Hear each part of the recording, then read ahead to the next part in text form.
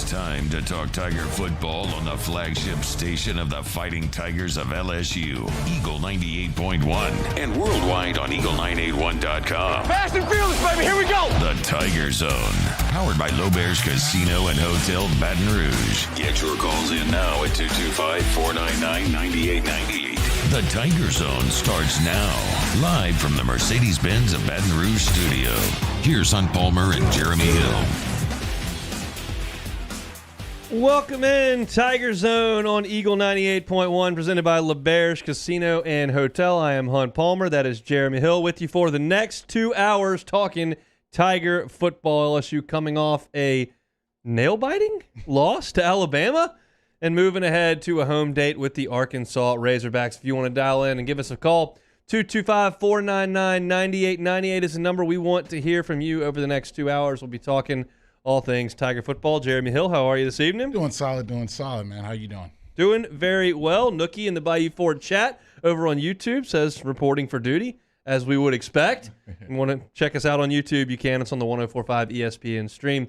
Chat brought to you by Bayou Ford.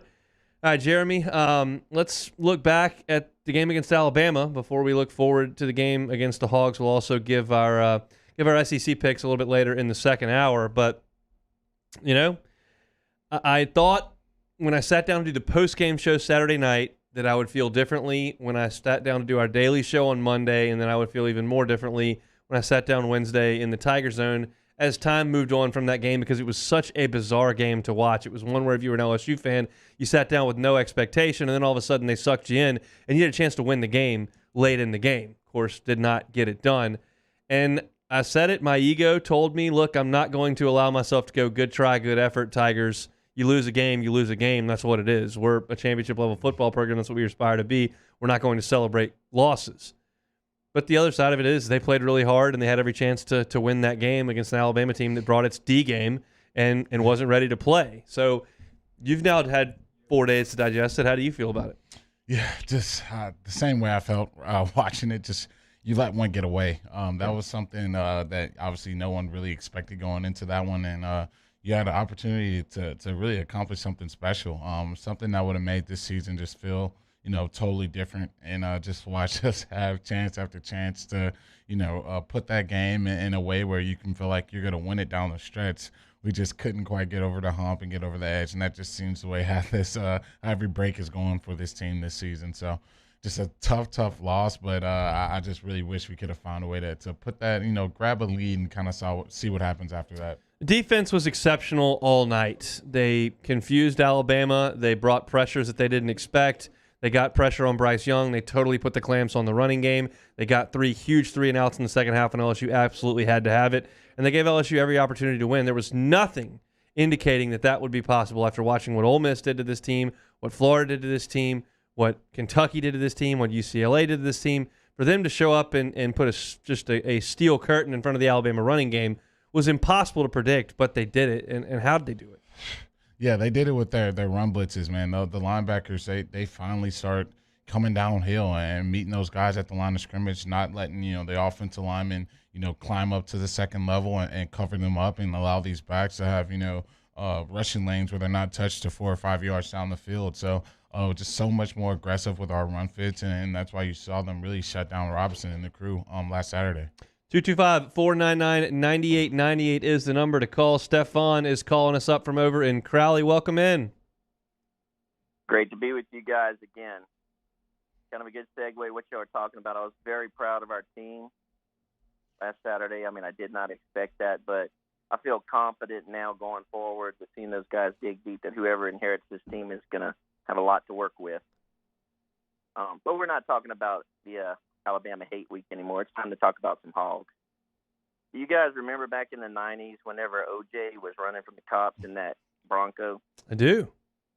A lot of people don't realize he was going to Arkansas. Do you know why? I'd like to try to guess, but I can't get there. What you got? Because no one would go to Arkansas to find a Heisman Trophy winner, and everyone's got the same genetics. But I did give you a poem. I did not let you down this week. That's what I like to hear. Here we go. This one's called Boucherie. You almost had us, Tuss. We thought you were legit. then just like days of old, your season took a hit. Pittman's defense started strong, then promptly turned tragic. And even his resurrected offense has totally lost its magic. But what would you expect from a team that thinks Johnny Cash is the place behind your toilet where you keep your beer run stash? Even Davis Wade Stadium hasn't been the same since the great tragedy went down as the fans attempted the wave and 20 people drowned. So we're confident for a victory. Our team is getting stronger. And if our trend continues, we won't be down much longer. How do we know we'll win? We're just better than you, Tusk. And like a Walmart vacuum cleaner, Arkansas just plain sucks. There you go, Stefan. Very well done, Stefan. We appreciate you kicking us off. Be well this evening. You too, guys. Thank you. Go Tigers. Stefan from over there in Crowley. Now we'll go up to Birmingham, Alabama. That's where we'll find Keaton, who almost got a victory right there in the belly of the beast. Keaton, what's up? Gentlemen, how y'all doing? We're all right, Keaton. Good. Yeah, man. Man, listen, there's been a lot of negative chatter all season long, okay? Those that don't like Coach O, y'all got what y'all want. Anybody that's an LSU fan at this point of the season should have nothing negative to say. We should just root hard for these kids, these young men, and try to help push them to a bowl game. I'll be at the game. My fiance will be with me at this Saturday in Tiger Stadium. We want to see a dominant win, man. And if you want to be negative, there's two media personalities. They'll love to have y'all up there and speaking negatively for their entire duration of their shows. But other than that, man, this should just be nothing but spirited, hearty cheering for the Tigers because they could have quit like Florida has, and we could be looking just as bad as they are. But they haven't. That's all I got to say, man. Y'all have a good evening. Appreciate it, Keaton. Look, I'm glad you're coming down this weekend. If you can, before the game, we'll be broadcasting the pregame show between the Rams to the Assembly Center. 2 hours to kick off to 30 minutes before kickoff. Come by and say, hey, we'd love to see you. And safe travels down to Baton Rouge. I agree with them, Jeremy. That's how I'm going to approach it. I think apathy set in for a large number of fans who are on the fringes, and that's very natural and very acceptable and to be expected. And I think those of us who kind of live and die with it have accepted the fate, understand that there's going to be a new coach here in a month, and hopefully this team can win a couple of games here and get into a bowl game. That's kind of the goal. If you're spending a lot of time gnashing your teeth and clenching your fist, it's probably wasted effort. Yeah, man, I think that ship sailed a long time ago, and I think he made a great point, man. A lot of these kids are kids like Pig Cage who probably walking into this had no idea they'd be probably playing in Bryant-Denny Stadium, and same goes for a lot of these kids out there who have been thrust in a position to play a ton of snaps, and really they probably weren't ready to do that. So I think just seeing them go out there and fight and really play competitive and hard for that full ball game, I think that speaks wonders for the kids we have over at our program. So I'll be cheering them on. I want to see them win. Yeah. I know when we suit up and strap those helmets up, I want to see those kids fight to win, and I think that's what you're going to see for the rest of the season. I want to remind you the sportsbook over at LeBear's Casino and Hotel is open. Go on by there. Place your bets on your favorite teams. Sportsbook at LeBear's is open for business. Let's go back to the phone lines. 499-9898 is the number to call. Greg is over in Hammond. Greg, what's up? Well, I just want to say this. I mean, Jeremy, I remember a couple times in your career when, the Georgia game. I mean, I remember a lot of times in your career when you just, it didn't look good, but you had a lot of power runs and a lot of speed, and now I see the man that you are. I think that you're right. I think these kids they deserve something. They deserve to be looked at and going, man, I'm fighting through this thing. And I don't think negative is I think negativity among the fan base is a bad thing, because I think these kids are fighting. And I think to go to Alabama and hold them to 6 yards rushing. Yep. And listen, they ain't had no running back like we've had. I mean, Jeremy Hill is, hey, man, Jeremy Hill, Kevin Falk, Charles Alexander. We've had running backs. And I want to say this to you. We have a lot of pride on this team. I think this is a good football team. I think they didn't have direction for most of the year. And I don't think they've had direction for a minute. But they're about to get it. And I think they've stayed together. And I think we're going to go to a bowl game and win the bowl game. And I think that we will literally get what we want. But this negativity amongst the fan base is getting old, man. It's getting old. And that's all. I'll shut up and listen. I apologize I talked so long. Nah, Greg, you're fine. We appreciate the phone call. Look, that's what these 2 hours are for. You want to hear us yap noon to 2 on 104.5 is just fine. We want to hear from those of you on the outside. And I think as far as the negativity goes, they're always going to be the loudest. That's just the way it goes. If you pay attention to Twitter and you're on Tiger droppings and you're listening to call, most of the time the negative people are the loudest because they're unhappy and they want to voice an opinion. You're fat and happy. What do you care to? Everything's all good. What do you? And so that's the negative people are going to be the loudest. I don't sense there's a ton of negativity right now in the fan base. I think everyone understands the situation. Everyone is at peace with it, and there's a change in direction coming very soon. So at this point, you put on your purple shirt on Saturday, you pour a cocktail, you watch the Tigers, and you hope they win. If they don't, it doesn't hurt quite as bad. That's just the way it goes. Yeah, that's definitely what it goes. And I think with fans, it's hard for them to, see that fine line between criticism and really just being as negative as possible. And I think a lot of times emotions run high, especially when you're losing and fans aren't happy. But it's been a long season, especially for some of these kids. They put a ton of hours, a ton of work in. A lot of these kids, they go to class and go home and they play Xbox, but they're putting a ton of hours in that building. They're watching a ton of film. They're working out. They're doing everything they can to, try to go out there and win on the weekends and win on Saturday. And sometimes you fall short, but I really appreciate these kids really going out there and fighting because at this point you can really hang it up and, say let's focus on next year. But they're going out there putting out a good effort, and that's all you can really ask for at this point. We'll take a timeout. Want to hear from you. Coming up next, 225-499-9898 is the number to call. It's the Tiger Zone presented by LeBears right here on Eagle 98.1. Gulf Coast Office Products is a nationally recognized Savin office equipment dealer based right here in Louisiana. Over 100 employees strong, Gulf Coast has the boots on the ground to support all vertical markets from education, engineering, legal, and finance. With the latest in office technology from desktop to production segment units, Gulf Coast and Savin have the perfect fit for you. Call 225-756-2644.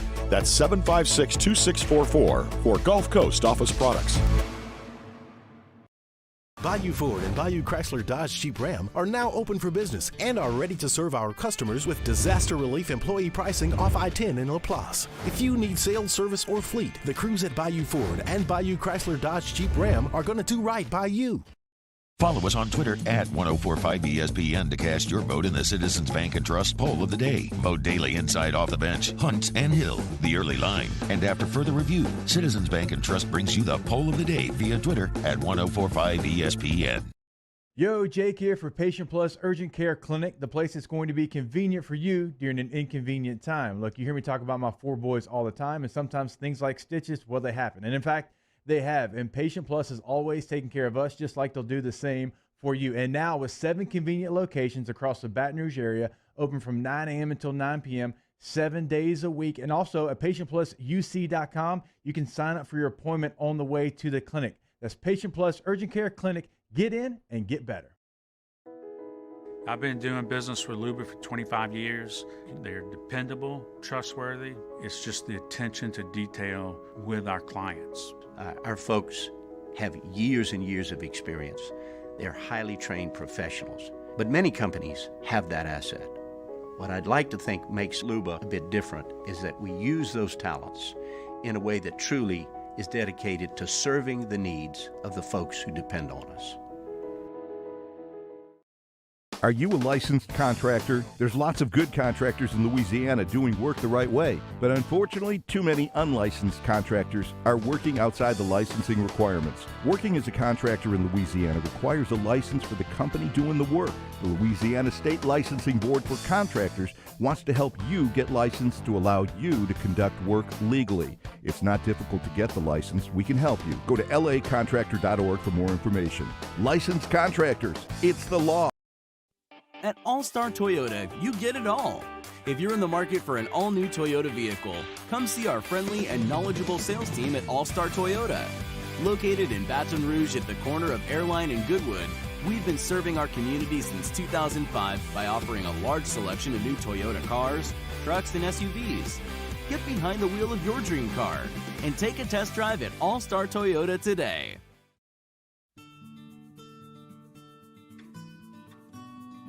This is a house call. This is a follow-up appointment. This is a diabetes checkup.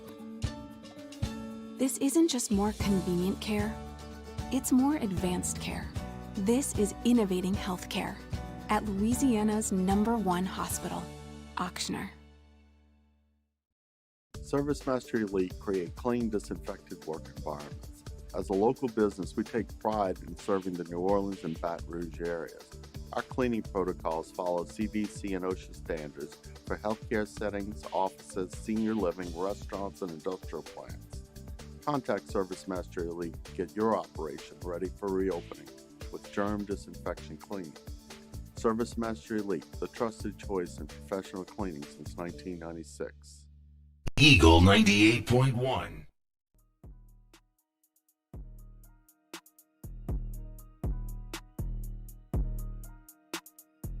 Back here inside the Tiger Zone on Eagle 98.1, presented by LeBare's Casino and Hotel here in Baton Rouge. Going to the Bayou Ford chat for this one. Kevin J. says, hey, Hunt, do you think Lincoln Riley, Jimbo Fisher, or Mel Tucker will be the next coach? Jeremy, he addressed it to me, but I'll toss it to you first. Give me some of your thoughts on those three. Yeah, I would love any of those three guys to be the next head coach. I think they're probably high on Scott's list. Obviously, you're starting to hear some Jimbo, some rumors here lately, but I'm not sure exactly where they're going to go. I think they're going to probably keep that pretty close to the vest here. And but out of those three names he said, I love all three of those options. So as far as those three go, if you pay attention to us in the midweek, I've said that I'm very high on Lincoln Riley. He's recruited elite quarterbacks in every class he's been at Oklahoma. He's developed them 2 into Heisman Trophy winners and first-round picks, #1 overall with Baker, and Kyler's turned into a heck of a player as well. He signed Spencer Rattler, who is a hell of a recruit, and then Caleb Williams, who is one of the top 2 or 3 quarterbacks in the country. He continues to recruit that at elite level, and he produces really good offenses, and I think that's a great place to start in this day and age in college football. I think if you give him $1.8 million to go find a good defensive coordinator and find a staff that recruits, you can put a good defense on the field at LSU, better than the one he's fielded at Oklahoma in the last few years, and I think that would be a really good thing. He's run the show at a big-time place. He understands how to do that. I think that would be great. Jimbo Fisher has gotten a lot of mixed reaction from the LSU fan base because of a few reasons, but one, because we've done this song and dance before. The fact of the matter is that Jimbo has built a winner at Texas A&M. Now, they have not won any championships, but they're winning at a more consistent rate over the last 2 years than they have previous. And what he's doing is recruiting at a top 5 level. He just signed one of the top 3 players in the country. Well, not didn't sign. Just got a commitment from one of the top 3 players in the country, a defensive player. He coaches quarterbacks pretty well, and he knows how to run a big-time football program. He's run 2 of them. So while I understand that there's a lot of people that would say, oh, he's stuck in the past, he's not a spread guy, he's play action, it's old school football, it's not going to work. Like, they're winning a lot of games. They went 9-1 last year, and what are they sitting here right now at 7-2? Yeah, 7-2. So I mean, that right there is 16-3, playing all SEC teams last year, and a win over Bama this year, just a pummeling of Auburn this year. It's a pretty good product that he's put out there. So that's attractive as well. The question is, does LSU want to do that dance again? Now, Scott Woodward and Jimbo have a great relationship, and it costs $0 to get him out of College Station because of the contract that they put in place. Lincoln Riley costs a bunch to get him out of Norman, Oklahoma. But that's the way that goes. And as far as Mel Tucker, I'm a little uneven on that one. I like the rebuild he's done. I like his defensive background. I like his organizational skills from all accounts. There's not a lot of meat on the bone in terms of proven winner there. There's just not. And that doesn't mean you can't do it. It just means you haven't. And that's where I'm a little uneven on Mel Tucker. Yeah, I think that's probably the biggest question mark, and I think for Scott, I think that's probably why a guy like Mel probably wasn't be your first choice or your first offer. The guy you'll probably call and give that big contract offer to. He's probably a little lower on the totem pole, but I think with the ties he has down here in the South and his ability to put a staff together, I trust that. He knows how to run a program, and just some of the innovative ideas he had of just attacking the transfer portal. I think some of those things you don't see many coaches do. So I think he would be able to do the job if he were the guy for the hire, but I'm not exactly sure if he's probably the first choice for the administration. Alex in the Bayou Ford chat says, hey, Hunt, do you think Jimmy Sexton knows who our next coach will be? Alex, I can promise you Jimmy Sexton knows more than I do. That I can promise you. He makes the world turn. He's the puppet master. He's got all the strings and all over the Southeast. He moves them all. That's the way it goes. So I promise you he knows more than me. I've been asked quite a few times on the air and off the air if I think that Scott Woodward has made his hire. And I say this as sincerely as I can say it. I'm very comfortable talking about whether or not Ed Orgeron should have kicked the field goal down 6 in the fourth quarter against Alabama. I'm confident if Will Wade draws up a play on the with 10 seconds to go down 1 and I can watch the action and see if I like it or not. If Jay Johnson makes a decision who to start in game 1 of a regional versus game 2 of a regional, I'm comfortable debating that here and there. I understand how that stuff works. I have no earthly idea how to do a coaching search. Who you talk to, when you talk to them, where you talk to them, whether or not you get on the jet, if you got to worry about flight aware stuff, who you got to get permission from, when you make decisions, like what booster has to be aligned with how much money we're paying. I don't know any of that stuff. Like so I can't speak to the process Scott Woodward's going through. I can tell you that he's done it his whole career as an athletic director. He's done it quietly, he's done it decisively, and he's produced big results. As far as where he is in that process, I have no idea. You've been in that world, contract negotiations, agents, that kind of stuff. You got a way better idea of that, how that stuff goes than me. Yeah, the agent they have all the strings. And I think when you got a guy like Sexton, he's been dealing with a lot of these administrations for a very long time. Sure. And just the way he and Woodward are friends. Yeah, just the way this thing works. Some guy worked here, and then you know that guy who went to college with this guy. And then after you've been doing this thing a while, it seems like everyone knows everyone. And you start rubbing elbows with the right people, and you're in the know just about in most places. So I think he probably knows where some of these coaches are going. And then you got situations like, Florida possibly opening up, and then it just creates a whole whirlwind of things happening with coaches in these circles. So I'm excited to see kind of where this thing goes, because right now I have no idea who even is the first choice or where they're even going with this whole thing. And that's my favorite thing about this whole thing. I mean, you have seen, like at Tennessee, the last 2 times they've hired coaches, it has been an absolute dumpster fire, and all of it has been on Twitter. Where the school president is, where the athletic director is, who they're interviewing, whether or not they were all talking to Mike Leach, and somebody involved didn't even know that Mike Leach was a possibility. Then they're going to bring Greg Schiano to the podium, and Clay Travis throws a fit on Twitter and essentially causes such an uproar that they pull the plug on that somehow. I mean, it was so public and so humiliating and so bad.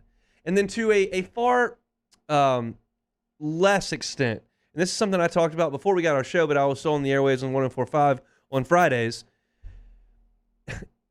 Ed Orgeron's defensive coordinator search this year was very public. And I said the entire time, that doesn't matter. It doesn't matter if you hire the 6th guy you interview, the 6th guy you offer, or the 1st guy. What matters is whether or not they can do the job. So the process isn't that big a deal, but it's just preferable that you do things behind closed doors, you handle your business, and you get it done. And when you've got people coming in and interviewing and everybody knows it, and then they leave, and Marcus Freeman's coming in, they're going to try to get him. Well, he's gone. Now he's hired at Notre Dame. Okay, we'll go to Zach Garnett in Starkville. We're going to get him. Well, he pulls his name out. That's not going to work. It was very public. And they got Durante Jones, and you can judge his body work for what it is. He's been dealt a horrendous hand with injuries, and the defensive numbers are bad, and we'll probably never know what he could have done at LSU if you gave him 5 years. But it's just there's 2 ways to do it, and I like the way Scott Woodward's doing it. Yeah, that's the best way to do it. Run a tight ship, man. Don't let all these things get out. Let the media get to know what you're doing. I guess that's kind of just what we're doing. The quarterback situation this week. Just let everyone know, hey, he's getting 10 reps. He's getting not what I would have done, but it's fine. Like whatever. Hey, I guess what you held Alabama to a 1-score game, so I guess why not, right? But I think with this coaching thing, that's exactly the environment you want to have. You want to have the trust of the boosters that know that their money's being spent wisely, and it's not just this guy said this, so this is what we're gonna do. You're running an operation where you're doing the research, you're talking to the right people, and you're getting the right guy that you feel like you can lead this program and put us back in the right direction. So that's the way we got to do it, and I'm excited to see how Scott pulls this thing off. All right, before we get to some of the things that have to do with this week, the quarterback situation, we're going to talk about a good bit. We'll also dive into some injury news in the next segment that was very disappointing. That Orgeron has said that Jason Hines and Ed Ingram will not be available for the game on Saturday, so you're down two of your starting guards, and Anthony Bradford's not available for the rest of the year either. So you got none of the guards you thought you have. It's truly remarkable. But I do want to get your thoughts as we kind of wrap things up on the Alabama game. The decision to kick the field goal down 6. We spoke about it on Monday for any listener turnover that may be tonight and hadn't paid attention. Your thoughts on being down 6 in there in the fourth quarter, 4th and goal from the 7. LSU decides to go for it. Yeah, I think if you're reverse this thing back to 2019, you have that 2019 ball club with those guys, you kick that field goal every time, and you trust your defense and your offense is going to get the ball back and get down there again or possibly tie the game up or go win it. But I think dealing with everything you've dealt with this season, just the firepower you are dealing with, you get down there, you got to go for it. That game was a throw caution in the wind game. You're dialing up corner blitzes, you're running fake punts. That's just the way that game was going. So why not? You got to go for it. You got to go for their neck. You got to slay the giant. I'm not upset with it. Obviously, hindsight, you say, hey, man, you guys got down there, then you got in field goal range again. It's easy to say that now, but you're right there in front of the end zone. You got to give it a shot and go for it. I at the time wanted to kick it, and I still kind of feel that way. But I do very much appreciate Ed Orgeron saying, we're here to win the game. That's our mindset from start to finish. I'm okay with that. You got a plan, and you're going to go for it. That's great with me. I would have kicked the field goal there to get yourself within 3. With the kicker you've got, you don't have to get into much range after that, and your defense have gotten 3 straight 3-and-outs. Now, I totally get sending Pig Cage and Cam Lewis and Darren Evans out there to deal with Mechie and Bryce Young. It's a scary proposition. And you want to try to take the lead and win the ball game. So I see both sides of it again, and I would have kicked it, but I'm totally down with Coach O saying we're here to win the game. And the play they dialed up was good, and it produced an open wide receiver. Max made the read. He was just a little bit late with the throw, and it didn't happen. But I can't totally fault him for that. 225-499-9898 is the number to call. This is the Tiger Zone, presented by LeBears, right here on Eagle 98.1. If you're in an accident, a car accident, a slip and fall where you're injured, you need to call an attorney. The defendant insurance company, it's their goal to close the case as quickly as possible and pay out the least amount of money as possible. That's why it's important to call an attorney and call the law office of O.C. Brown. At the law office of O.C. Brown, we're a family-owned firm. We want to be your law firm for a lifetime.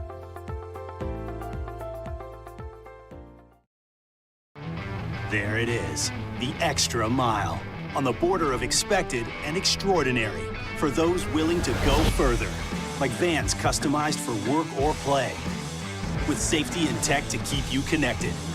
Supported by a 5-star sales, service, and finance team, and backed by the 1-star you know. So go the extra mile. It's never crowded, because so few have what it takes to go there. Mercedes-Benz Vans. Gulf Coast Office Products is a nationally recognized Savin office equipment dealer based right here in Louisiana. Over 100 employees strong, Gulf Coast has the boots on the ground to support all vertical markets, from education, engineering, legal, and finance. With the latest in office technology, from desktop to production segment units, Gulf Coast and Savin have the perfect fit for you. Call 225-756-2644. That's 756-2644 for Gulf Coast Office Products. This isn't just another day, it's so much more. Kelly's life was put on hold when her auctioneer primary care doctor discovered a rare blood disorder. Her doctor connected her to an auctioneer care team of cancer, heart, and kidney specialists. With multiple primary care locations around Baton Rouge, same-day appointments, and online scheduling, we're relentless about keeping you healthy. Auctioneer Baton Rouge, innovating healthcare for Kelly.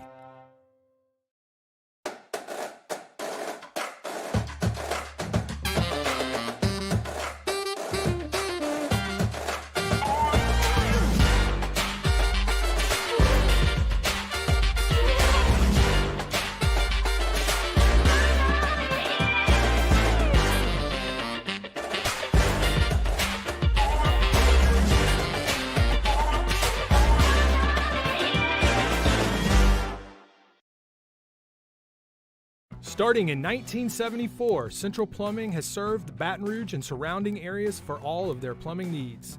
Through these tough and trying times, we want you to remember that the Payne family is here to continue to support and serve you. As a multi-generational business, there is no job that is too big or too small. Residential, commercial, industrial, hospitality, we're here for anything you need. 24/7, 365. Give us a call, 225-925-8552.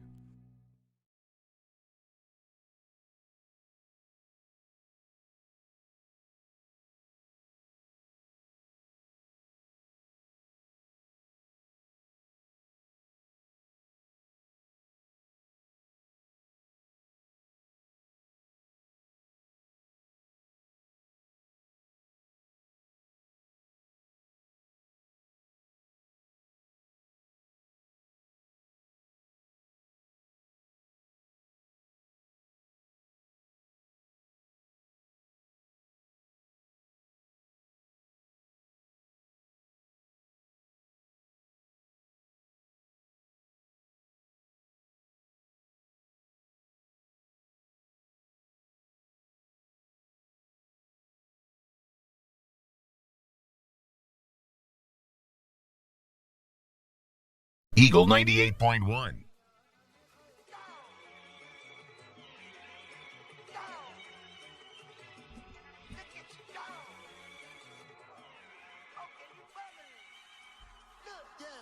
Tiger Zone, Eagle 98.1, presented by LeBerge. Baton Rouge Sportsbook is open over there at LeBerge. Stop on by, place your wagers on sporting events right there at LeBerge Casino and Hotel. We appreciate them for being part of the Tiger Zone all season long. Back to the phone lines. 499-9898 is the number in the 225 area code. That's where Steve dials us up over in Denham. Steve, what's up?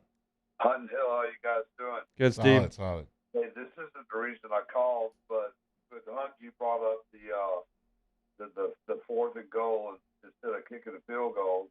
And Jeremy, I've got to almost disagree with you on one point you made about 2019 versus today. If I've got Joe Burrow, Jamar Chase, Thaddeus Moss, and Justin Jefferson, and the game is disappointed as that right now, where it was on Saturday night, I'm pretty sure I'm trusting Joe Burrow to get me a fourth and goal from the distance they were at, instead of kicking a field goal, because remember how much time was left on the clock. But I totally agree with the way this game was, with the expectations we had, and what was going on at the time. Just go ahead and go for it. You've already faked a punt, and so why not go for it and see how the chips fall, knowing that if we don't score, then our defense is playing good football. For sure. There's no right or wrong answer there. I agree with the mindset. I just didn't think it was a very high percentage play. Well, the reason I called is, I just want to say this. I'm so proud of Coach Orgeron with all that he's going through, losing his job before the season's over, sticking with it, taking his team there. Again, I agree with no moral victory. Taking his team there and getting the most out of the players that he has, and representing LSU the way he has. But a lot of times, a lot of people would have just said, "That's it. I'm just going to go through the motions." But I sincerely thank him for holding us through where we're at right now, playing good ball when it counts with a losing record. And I couldn't ask anybody, for anybody better to represent the state of Louisiana and Louisiana State University. Well, Steve, we appreciate the call. Look, I go up there every Wednesday to do my assistant coach interview of the week. This week was Durante Jones. It'll air on the pregame show on Saturday evening. I can promise you, they're not knocking off early. They're not calling practice early. They're still going through the same schedule they have. I think recruiting's probably a little bit different because they're not going to be calling 24 kids. It's just that probably just not something they need to spend a lot of time doing. But as far as preparing for games with the guys they've got, they're giving it what they got. Yeah, you have to. And I think for a lot of these coaches, really not knowing, what their situation is going to be. This is on their resume. They're going on a job resume every Saturday.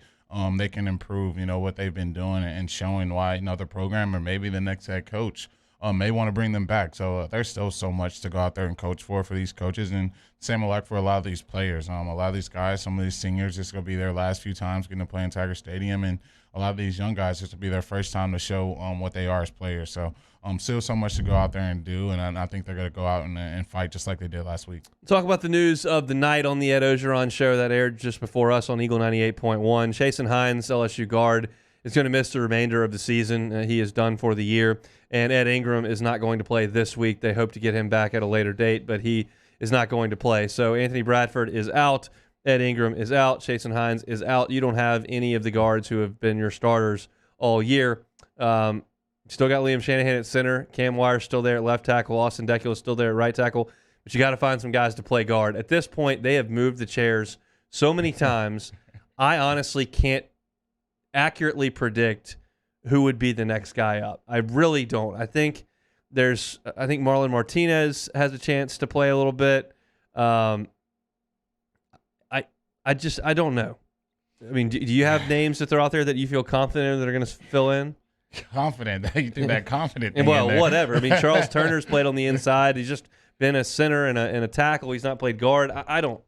I think you got to probably do Charles Turner, Marlon Martinez, and then maybe Cardell Thomas. I don't know. I don't know how good I feel about that one, but you're so light at the offensive line position, man. It's really not many guys that you feel like they're going to go out there and play lights out. So you just got to kind of see what you have. And I think those two are probably going to be the first two guys. But, man, if anything happens or anyone, comes up limping, you're going to be in a world of trouble coming Saturday with the depth you have. I mean, Dellinger can play. He's been a tackle for him, but he could play in.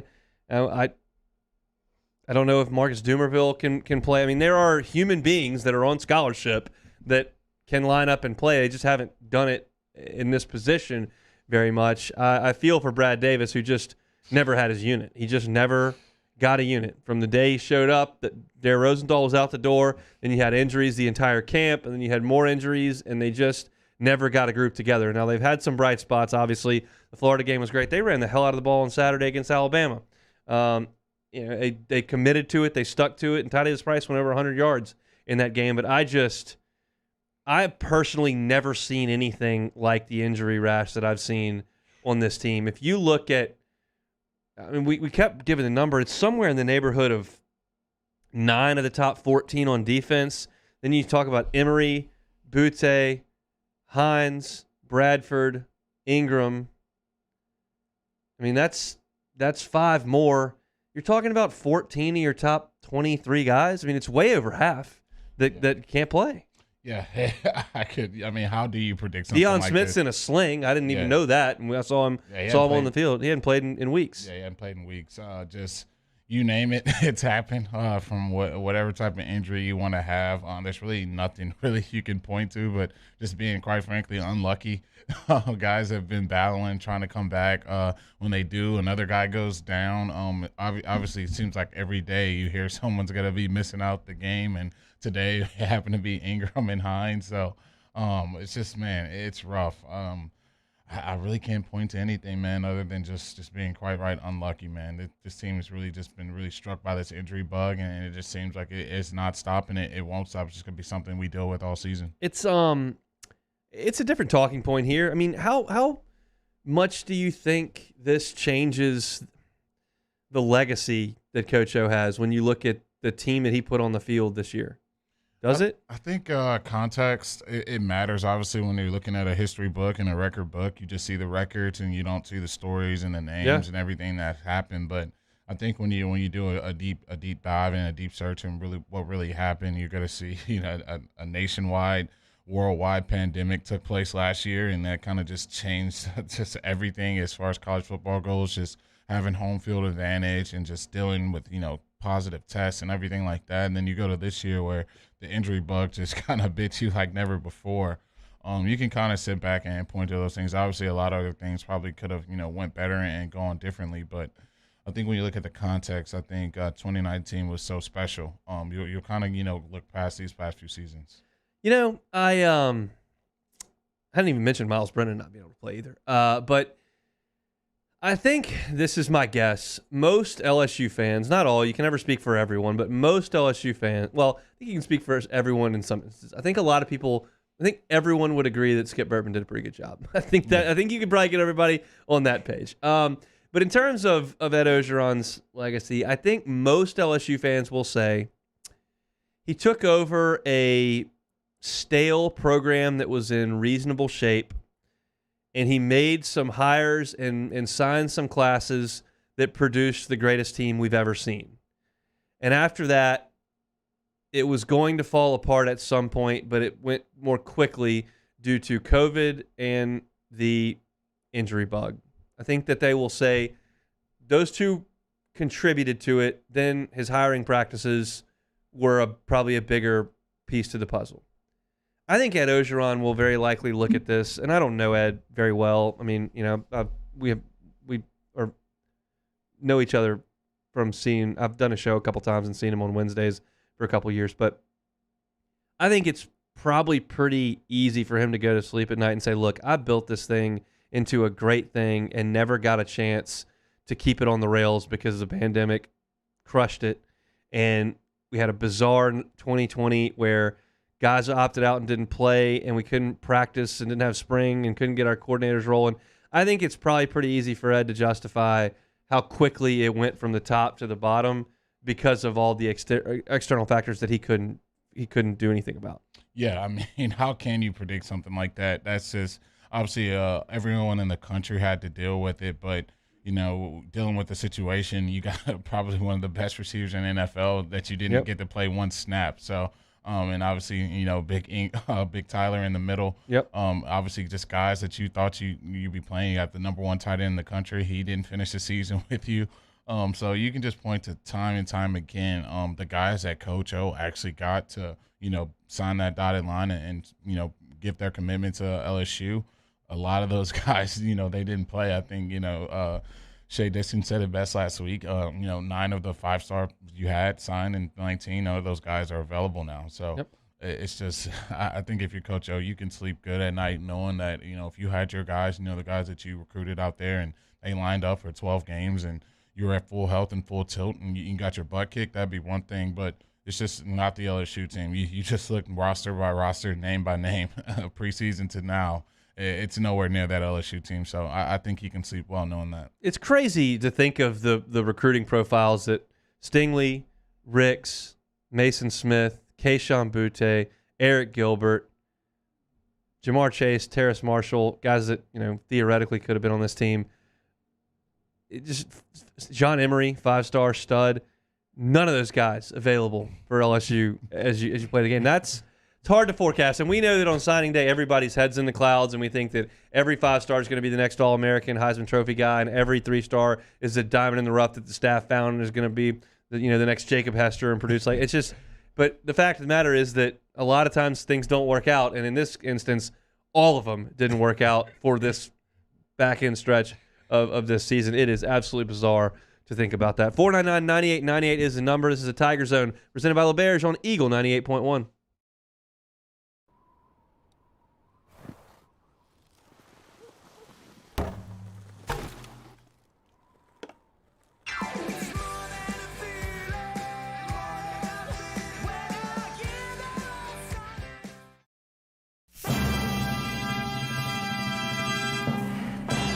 Thanks, you're ready.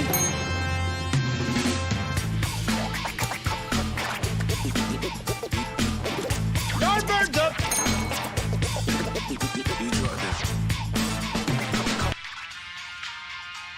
Veggies in the window. Barbecue guys, born to grill. Pops, how many steaks you want? Bayou Ford and Bayou Chrysler Dodge Jeep Ram are now open for business and are ready to serve our customers with disaster relief employee pricing off I-10 in LaPlace. If you need sales, service, or fleet, the crews at Bayou Ford and Bayou Chrysler Dodge Jeep Ram are going to do right by you. I had to leave my parents. I had to move schools. Everything keeps changing. I'm sure glad you're here. There's a child in foster care waiting for a volunteer like you. During these challenging times, We know your healthcare needs don't stop. Cancer, accidents, injuries, and heart disease are relentless. So we are relentlessly innovating to keep you safe, both virtually and in person, connecting you with providers remotely, advancing clinical spaces, providing rapid and accurate testing, social distancing, and certified cleaning protocols. We are Auctioner, and we will not slow down. Auctioner Health, innovating healthcare. It's no secret. The best oysters in Baton Rouge are at Jolie Pearl Oyster Bar. Enjoy mouth-watering South Louisiana flavor and oysters from all over the country. And don't forget our nightly drink specials.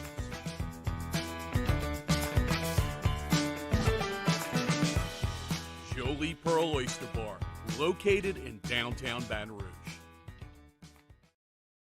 At All-Star Toyota, you get it all. If you're in the market for an all-new Toyota vehicle, come see our friendly and knowledgeable sales team at All-Star Toyota. Located in Baton Rouge at the corner of Airline and Goodwood, we've been serving our community since 2005 by offering a large selection of new Toyota cars, trucks, and SUVs. Get behind the wheel of your dream car and take a test drive at All-Star Toyota today.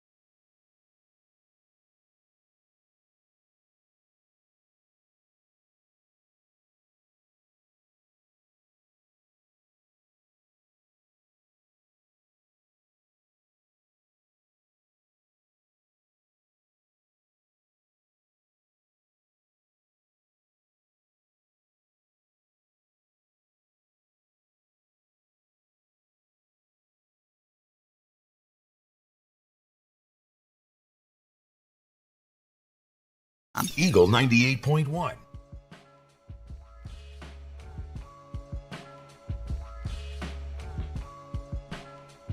Tiger Zone presented by LeBears. Look, my mom's one of 4 sisters. They look forward to Thanksgiving every single year because the 4 of them can get in the kitchen, start cooking, and all the men go away and they don't have to deal with us. That's not the case in your family, and you need somebody to do some cooking for you.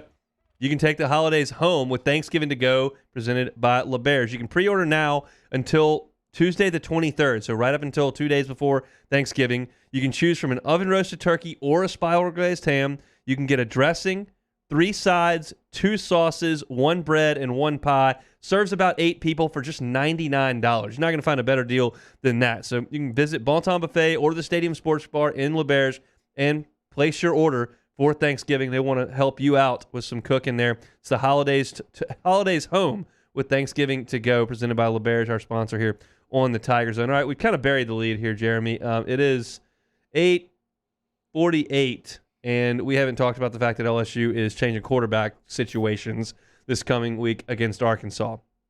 Ed Orgeron announced this on Monday, said that he has spoken with Garrett Nussmeier and their family. They're okay with burning Garrett's red shirt in his first year here in Baton Rouge if he gets to play a significant amount in the last 3 games, and they're going to give him that opportunity. What was your reaction when you heard it first?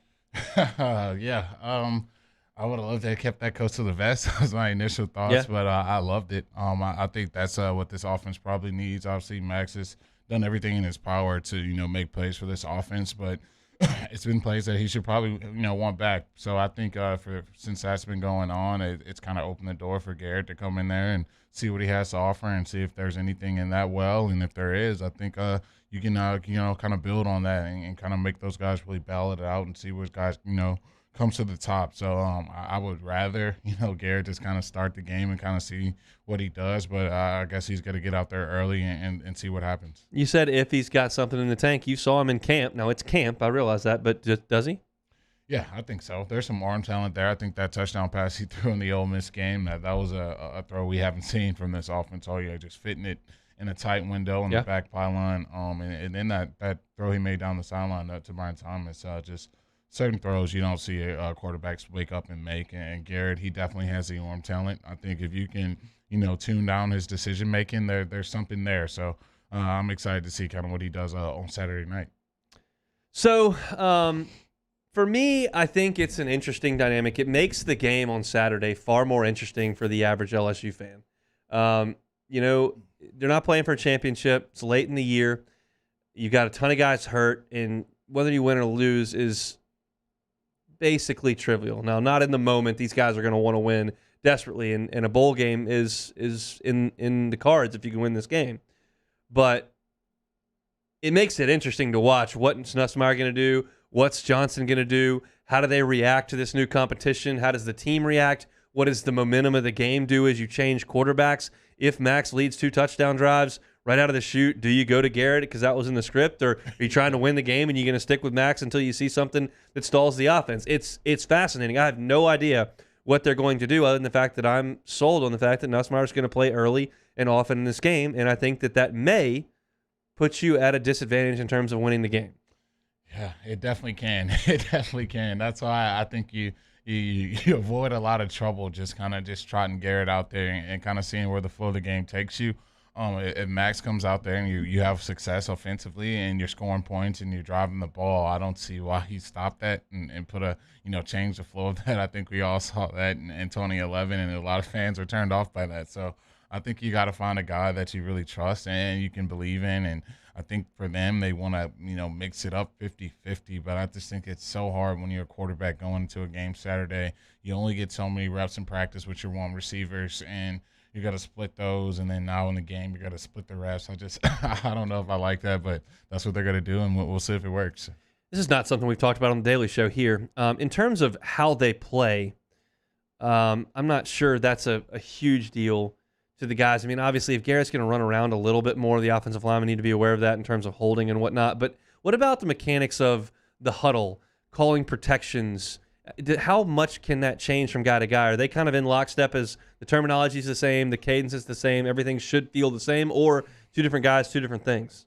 No, it's the same. All that stuff is the same, but the only difference is you got a left-handed quarterback and you got a right-handed quarterback, and the ball comes out differently. They got different velocities on how they throw passes, obviously different rapport with different receivers and how they like to get the ball and just how they hook up with each other. So all those things are different, but for the most part, just calling the plays and not the huddle, all the audibles at the line of scrimmage, all that stuff will be the same. But when you got two different quarterbacks in there, there's a lot of other differences. Even the way they sound in the cadence can shake a lot of people up. So that's why I like just kind of going with one guy, and if that guy's having a bad game, then you maybe take him out. But mixing it up, you kind of it just really depends on your team. But we're going to see how it goes Saturday, I guess. A bigger piece to this, to me, is how the two guys handle it. Obviously, Garrett's getting a shot here, so he's going to be locked in, fired up, ready to go. Max is trying to fight a younger player off, and there's pressure on both to make sure that you're perfect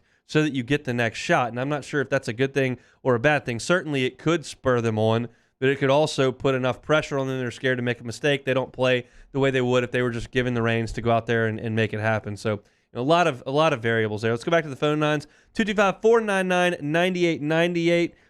We'll go and do Thomas over in Karen Crow. Thomas, what's up? Hey, what's up, hon? It's actually Tyler, but that's okay. I'm still trying to find that coconut shrimp, by the way. Oh man.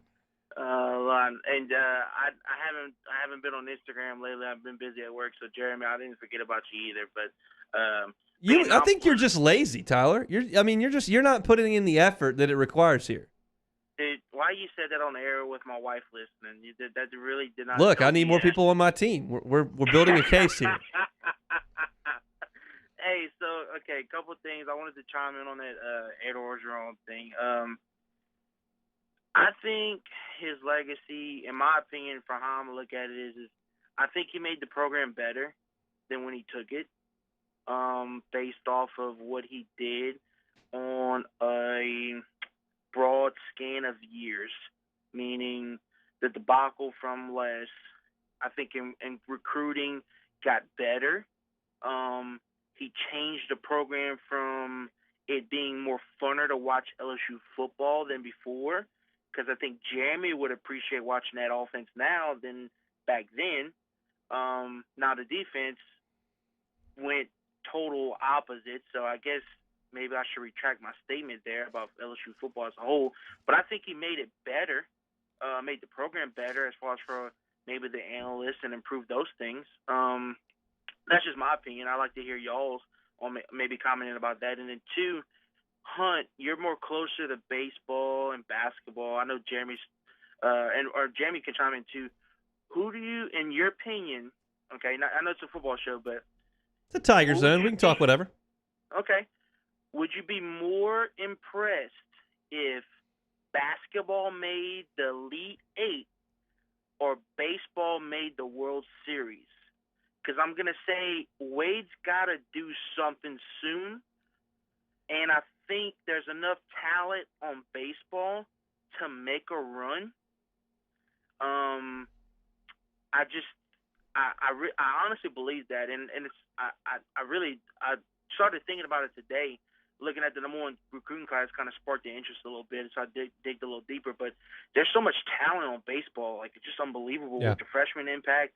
And with Cruz coming back and Barry, and your pitching looks even better. Even with you change the pitching coach, you could change one or two things on a routine daily, and that sparks everything, you know. So I like to hear your opinion, and what would you feel would be more impressed by you? Would you think if the Elite Eight performance, because the Final Four is hard. I know there's a lot of stuff that goes on in basketball.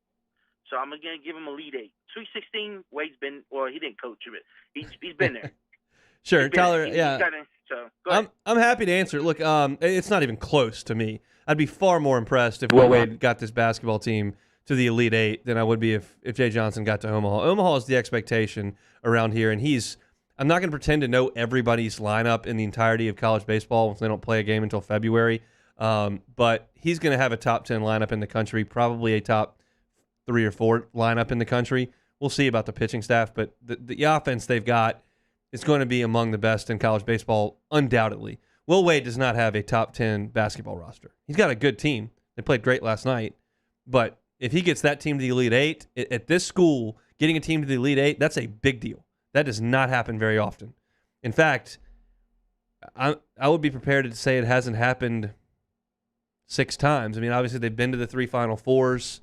I'm sure Dale got to another Elite Eight somewhere along the line. I don't know the 70s and 80s very well, but it doesn't happen here. We get to Omaha pretty routinely, and this team's got a lot of talent. So that's easy for me. Jeremy, I guess you can chime in if you see fit.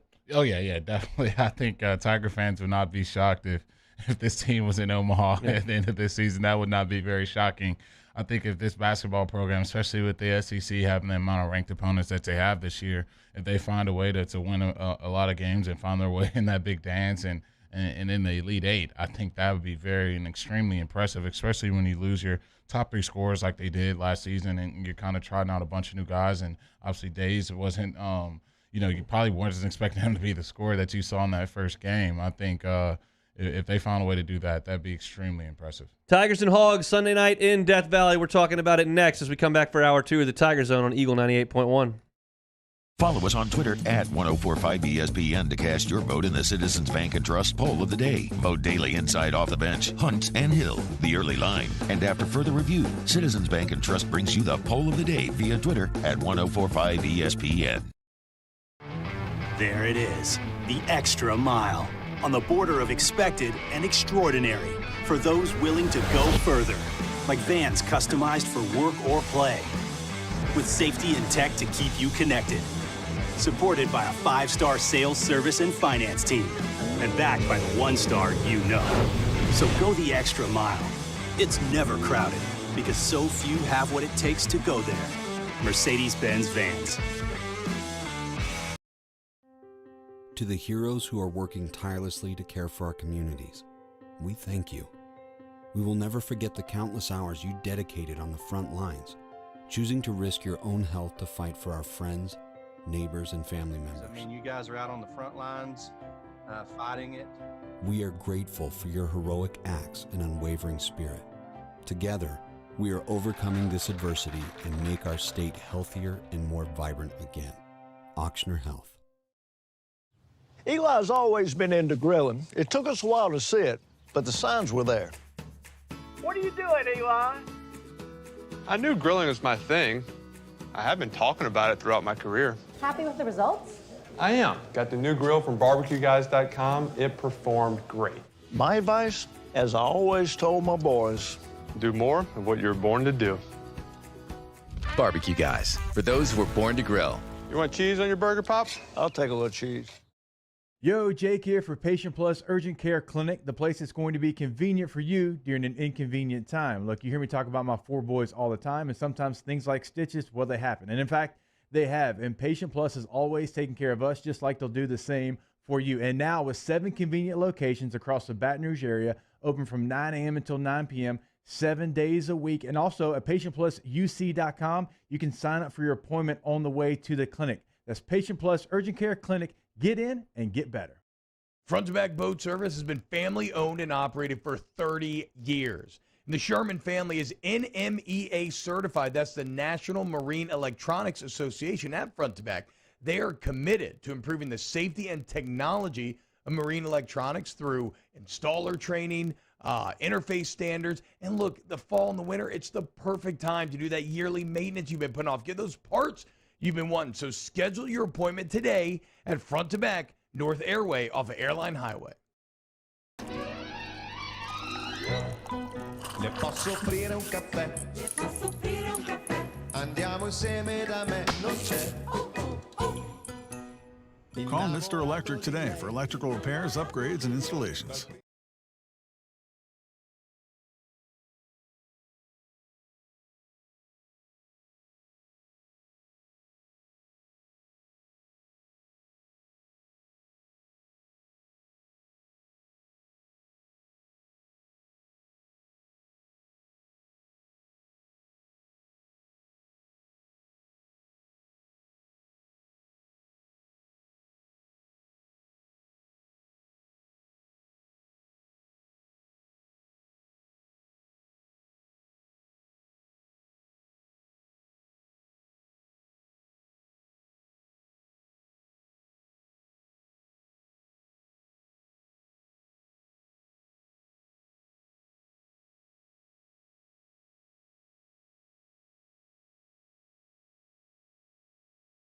Eagle 98.1.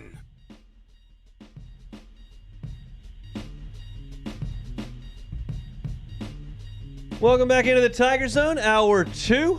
Reminder, the Sportsbook is open for business over at LeBerge in Baton Rouge. Get to the window, place wagers on your favorite sports teams.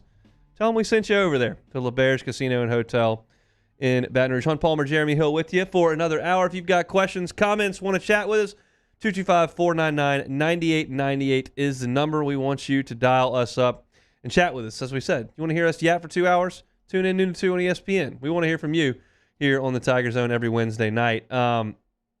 So we'll move to LSU Arkansas. Under the lights of Tiger Stadium, we talked about some of the injuries and some of the issues that LSU's got. Arkansas comes in here as the number 4 rushing team in college football with a defense that has been pretty solid for a year and a half under Barry Odom, if not the most talented unit, a unit that has been fairly solid with Bumper Pool in the middle. It starts with KJ Jefferson on the offensive side. He runs it for 5 yards a carry and 50 yards a game. He completes 65% of his throws, 16 touchdowns, only 3 picks this year, 205 yards a game there. I have been very critical of KJ Jefferson from August on these airwaves, and he has played much better than I anticipated that he would. When you see KJ Jefferson, what do you see?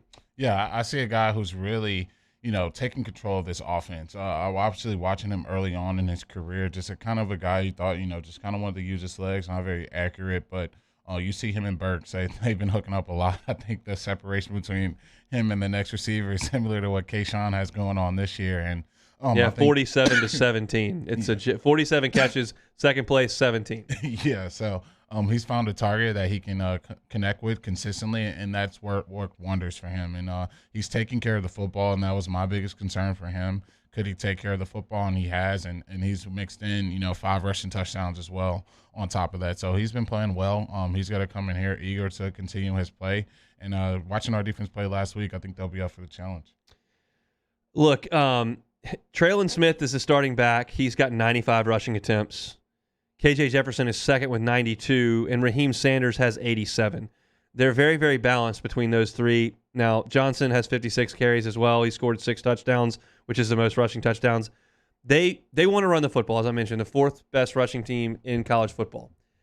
I'm going to ask you a very, very, very stupid question, but bear with me. How do you think LSU is going to do against the run this week? Man, that's actually a great question. No, it's a stupid question because I don't think so, because if you just look at what they've done all year, you would think that you would say, yes, they'd be fine, but you got games like Kentucky. Kentucky ran for 350. UCLA ran it whenever they wanted to, wherever they wanted to. Ole Miss running all up and down the field, doing everything. Auburn, one of the best running backs, can't run it. Alabama runs for 6 yards. It's totally inexplicable what this team does on the defensive end. I have no answers. Yeah, I think I guess I'm going to continue to let this team do what they've been doing to me all year, and I'm going to say we're going to have some run D. Why not? I like what I've seen from great. Pull a ticket, just whatever it says. A fortune cookie. Yeah, I think I got to be right here once at least this year. I mean, it's just unbelievable. So, look, as far as personnel goes, you're feeling pretty good about what you've got at linebacker, better than you were. Damone's still out there and is playing great. Then up front, Farrell's been awesome. Mm-hmm. You got Logan back. No Mason Smith. Jaquelin Roy I thought was really good against Alabama. On the edges, it's been kind of Ojulari times. You look at Sony Fanua, who's played. It's been okay. But your personnel, comparatively speaking, if we're talking about an offensive line that is essentially down what would have been 3 starters from the start of the season, receiving corps has lost the head of its snake. You're talking about a defensive backfield that's got almost nothing left.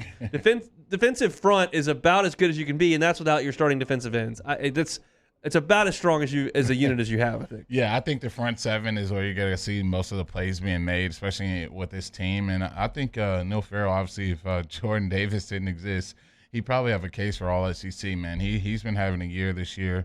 Just playing really stout in the middle of that defensive line. And I think the play of the linebackers, I think that's been the biggest joy for me this season. From watching that UCLA game early on, a lot of those guys just kind of looking lost out there and really looking like they didn't belong on the field. And to see Damone Clark, play at an All-American level, and Baskerville follow suit. And I think Mike Jones was better against Alabama, which let's be frank, he had not played very well but he played better against Alabama. Yeah, and I was just working my way to him, and I think that's kind of why you saw the departure of a Bud Strong. You kind of saw the progression of a Mike Jones over Baskerville, and obviously Damone probably won't be around here much longer after this, but he's been playing phenomenal. So I think those are guys you're going to be leaning on, especially in a game like this where Arkansas is going to want to get that run game going. I think you rinse and repeat what you did last week, and you draw up stuff to try to confuse KJ and make them really have to make adjustments and wonder who's blitzing and who's coming in those run fits. Let's go back to the phone lines. Greg's in Mississippi. Greg, good evening. Hey, what's going on, Hunt, Mr. Hill? The Dogs, we need a kicker. I guess we needed to borrow your kicker last week. Maybe we'd have stole that one.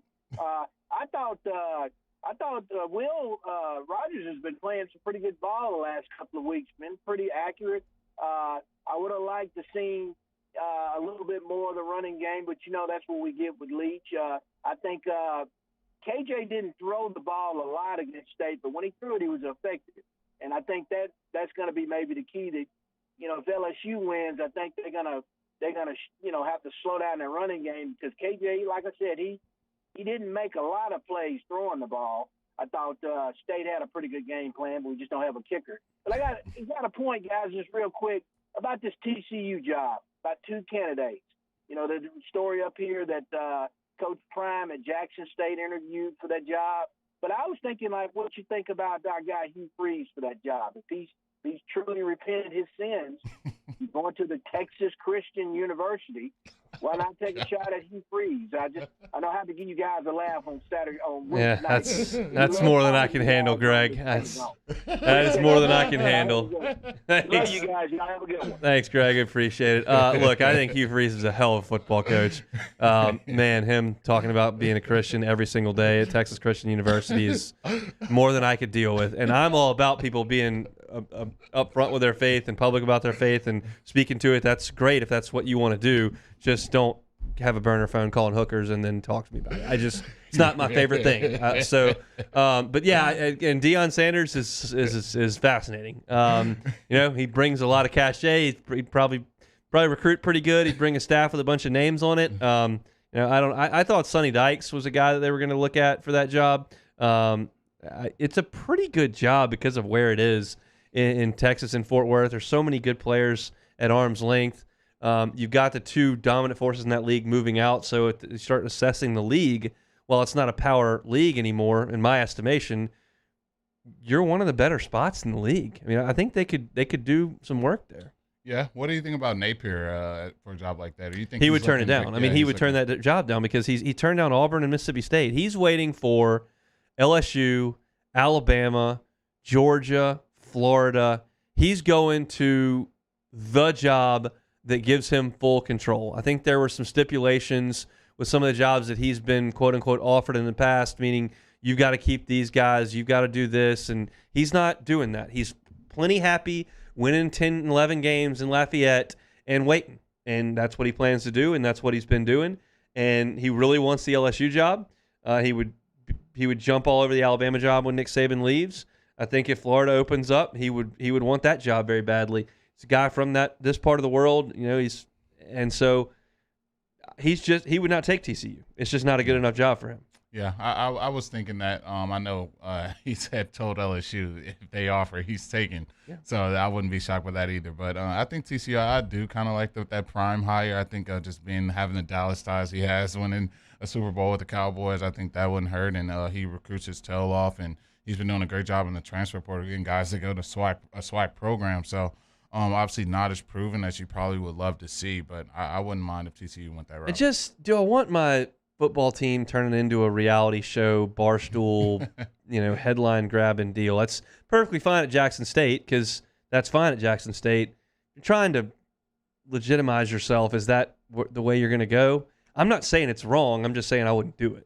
I think with today's TikTok era and YouTube and Netflix era, I think it wouldn't be the worst thing. I think a lot of these kids, a lot of them, they're having iPhones and stuff, at a young age, and that's kind of where this thing is going. So if you can win, obviously you can make that thing explode and pop. But if you're not, that thing's got to, those wheels are going to start flying off pretty fast there. A little bit late for a break. Let's take a time out here. This is the Tiger Zone presented by LeBears on Eagle 98.1.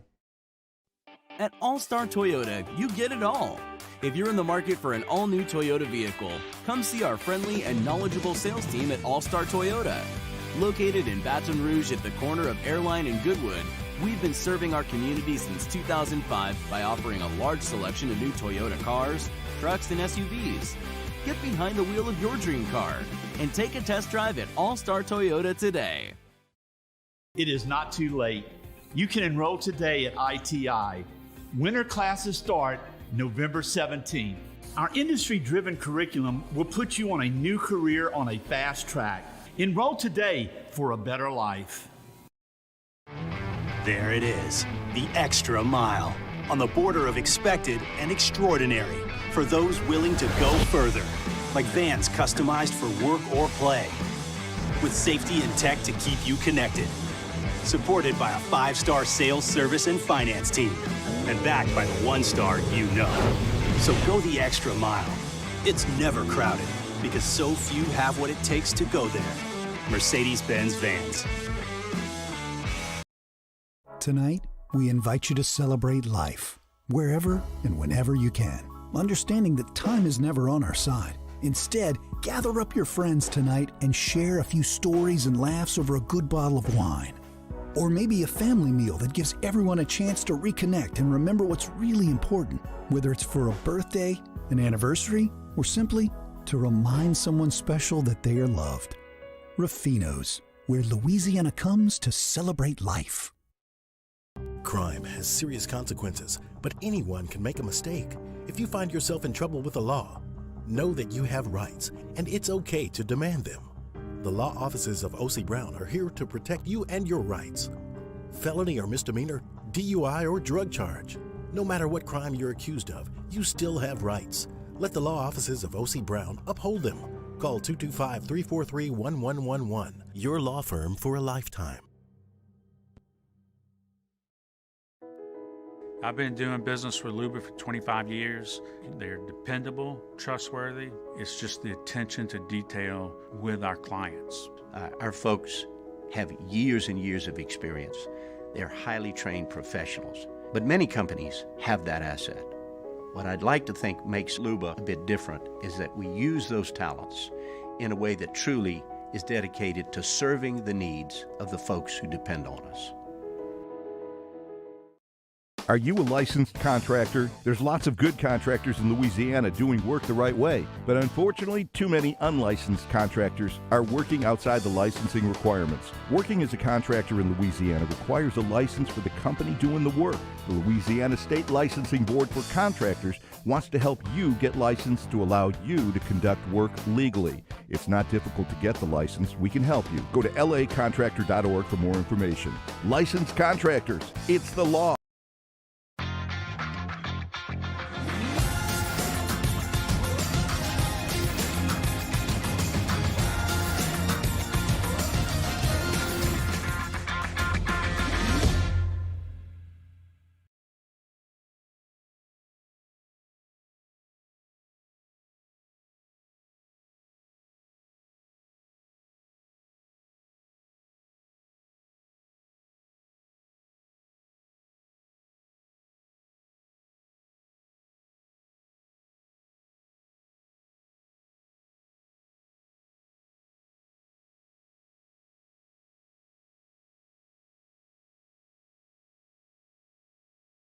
Eagle 98.1.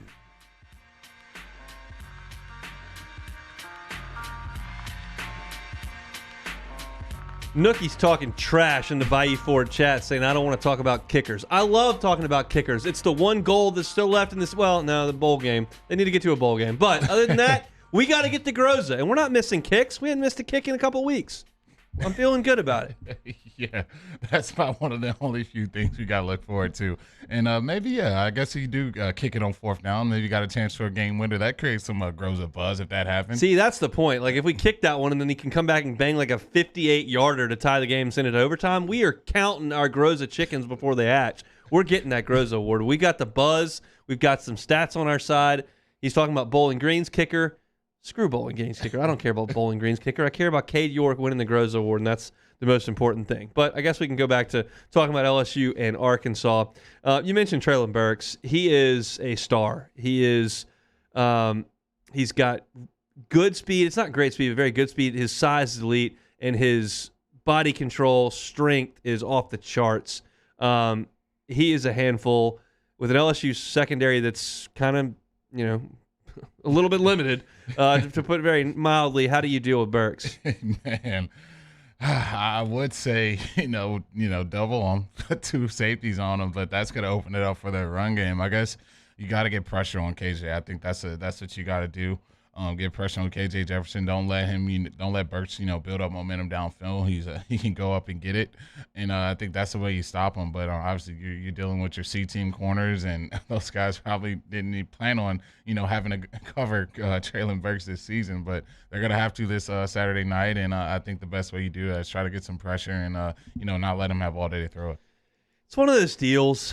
I realize Ole Miss could rant and rave all about last year when LSU was throwing the ball to one guy the entire game and they couldn't cover him. That's frustrating. I get it. But it's one of those deals where if Burks goes for 160 and 3 touchdowns, it's like, dude, they're not throwing it to anybody else. How is this happening? Like, just to make him throw it somewhere else. And that's kind of the point. But I guess really the point is that they can lull you to sleep with that run game, and then they hit you over the top with the big plays. Traylon Burks is averaging 16.6 yards a catch. Tyson Morris is averaging 16.1. Warren Thompson's averaging 14.5. Davion Warren's averaging 15.2. All those guys are over 14.5 yards a catch. When they throw the ball, they are getting chunk plays. They just don't throw it a lot. Yeah, that's the beautiful thing about these teams who can actually have a legitimate threat to run the football. Man, nice chair you got there. I mean, it just dropped me like a foot and a half. Like, it's ridiculous. Oh, the Tigers on, baby. But yeah, you off the rails on a Wednesday. You get a team like Arkansas who has a legitimate threat to run the football. You get obvious one-on-one on the outside. You know exactly there's no safeties over there to help them out. And, you got your guy one-on-one, and that's when you can give those guys a chance to run downfield and run some routes and make some plays. So that's probably why you see the yards per catch that you see with the Arkansas Razorbacks. I mean, we're off the rails. This chair, I'm just sinking into the floor. Like I started well above the microphone. I'm now well below the microphone, and I'm still moving down. We've now reached the bottom, and the desk is above. No, we haven't. We just went down more. This is unbelievable. This is great radio too. I'm sure everyone really appreciates it.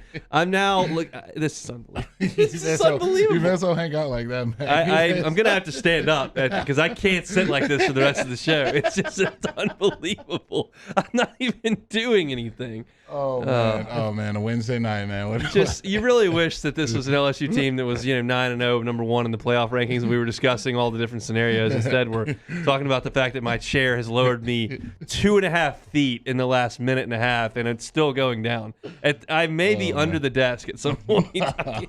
All right, so that's not great radio for anybody. It's probably funny if you're watching the video feed. But I'm not even going to try to fix it until we get a break, which is going to be pretty shortly. But in terms of defense for this Tiger crew, the ability to disguise blitzes last week was unbelievable. They hadn't done it all year. Do we see more of that coming up on Saturday? Yes, please build on that. Now you got something to cook with now. Yeah. Hey guys, Hunt's having some trouble if you're listening. I'm trapped in the chair. I got so low, my feet got stuck. It's just a disaster. Oh man, yeah, we're gonna have to figure this thing out here. But yeah, I think you build on what you did last week. You create more packages off what you did. You continue to dial it up, and you try to create some confusion with that Arkansas offense, and don't let KJ just sit back there and pick who he wants to throw to. So I think they definitely do that. All right, we got to go to break. This is a chair absolute disaster. 499-9898 is the number to call. I'm going to try to fix this chair in the break, and then we'll get back to the Tigers and presented by the Bears on Eagle 98.1. Bayou Ford and Bayou Chrysler Dodge Jeep Ram are now open for business and are ready to serve our customers with disaster relief employee pricing off I-10 in LaPlace. If you need sales, service, or fleet, the crews at Bayou Ford and Bayou Chrysler Dodge Jeep Ram are going to do right by you. I had to pack up all my things. I had to leave my home.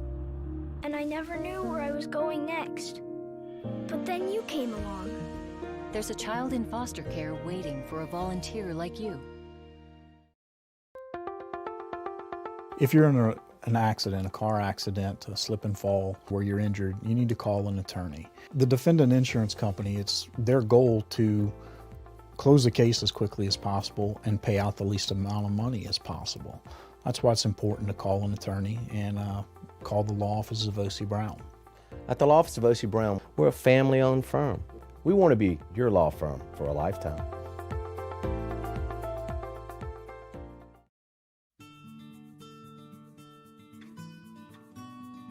This is a house call.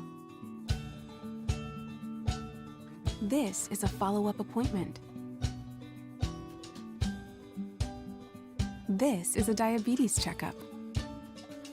This isn't just more convenient care, it's more advanced care. This is innovating healthcare at Louisiana's #1 hospital, Ochsner. At All-Star Toyota, you get it all. If you're in the market for an all-new Toyota vehicle, come see our friendly and knowledgeable sales team at All-Star Toyota. Located in Baton Rouge at the corner of Airline and Goodwood, we've been serving our community since 2005 by offering a large selection of new Toyota cars, trucks, and SUVs. Get behind the wheel of your dream car and take a test drive at All-Star Toyota today. ServiceMaster Elite create clean, disinfected work environments. As a local business, we take pride in serving the New Orleans and Baton Rouge areas. Our cleaning protocols follow CDC and OSHA standards for healthcare settings, offices, senior living, restaurants, and industrial plants. Contact Service Master Elite to get your operation ready for reopening with germ disinfection cleaning. Service Master Elite, the trusted choice in professional cleaning since 1996. Gulf Coast Office Products is a nationally recognized Savin office equipment dealer based right here in Louisiana. Over 100 employees strong, Gulf Coast has the boots on the ground to support all vertical markets from education, engineering, legal, and finance. With the latest in office technology from desktop to production segment units, Gulf Coast and Savin have the perfect fit for you. Call 225-756-2644. That's 756-2644 for Gulf Coast Office Products.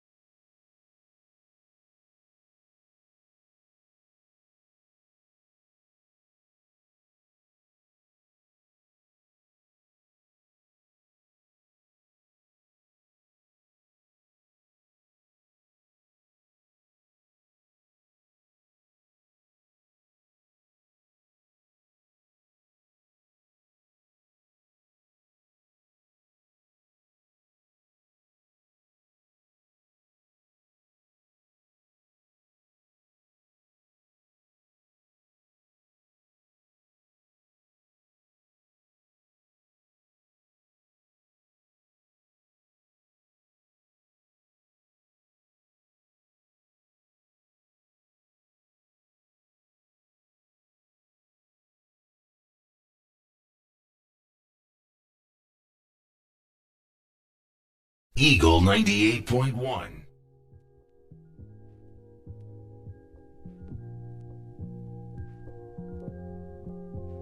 right, I'm standing up the rest of the show. That chair just failed. Didn't work. Just going to sink me right into the table.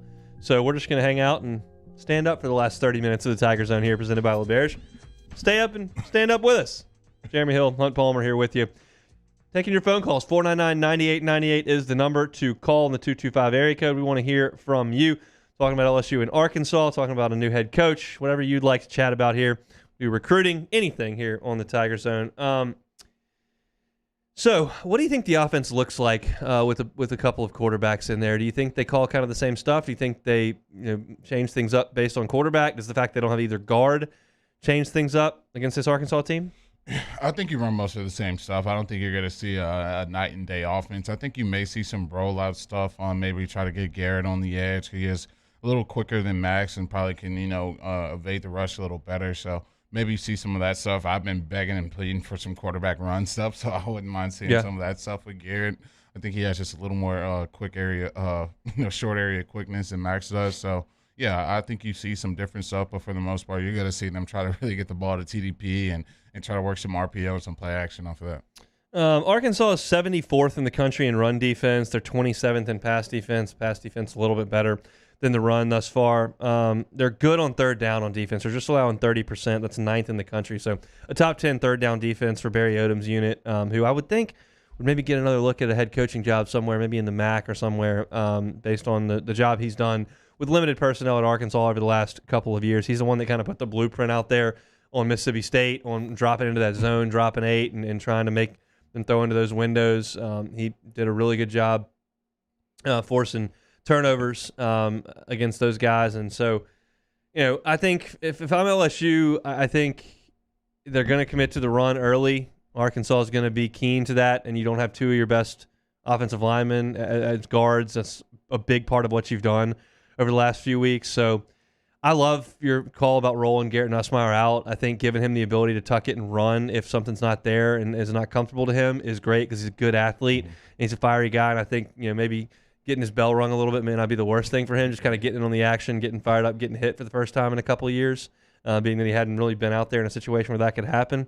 So I kind of love that. I worry about what it's going to do to the flow of the offense and, how they'll handle that. That's up to those guys to figure it out.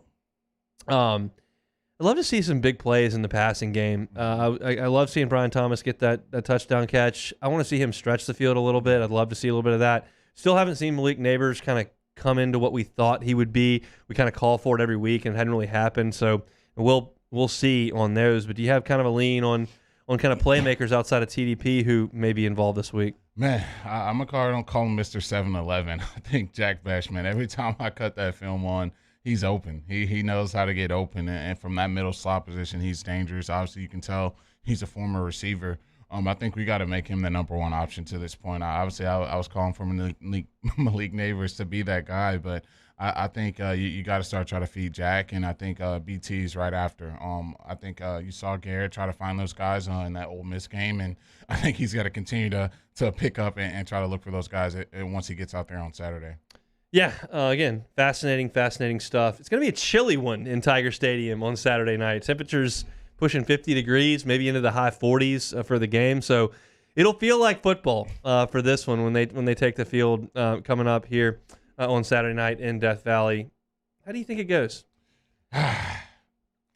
Man, this is so hard to predict with this team. If I knew the team that showed up against Florida and Alabama was going to try it out there, and I knew it was the team against Ole Miss and Kentucky, I'd know what to say. But you know what? I'm going to go back to my sunshine and rainbow. He's back, folks. The Tigers find a way to get this thing done.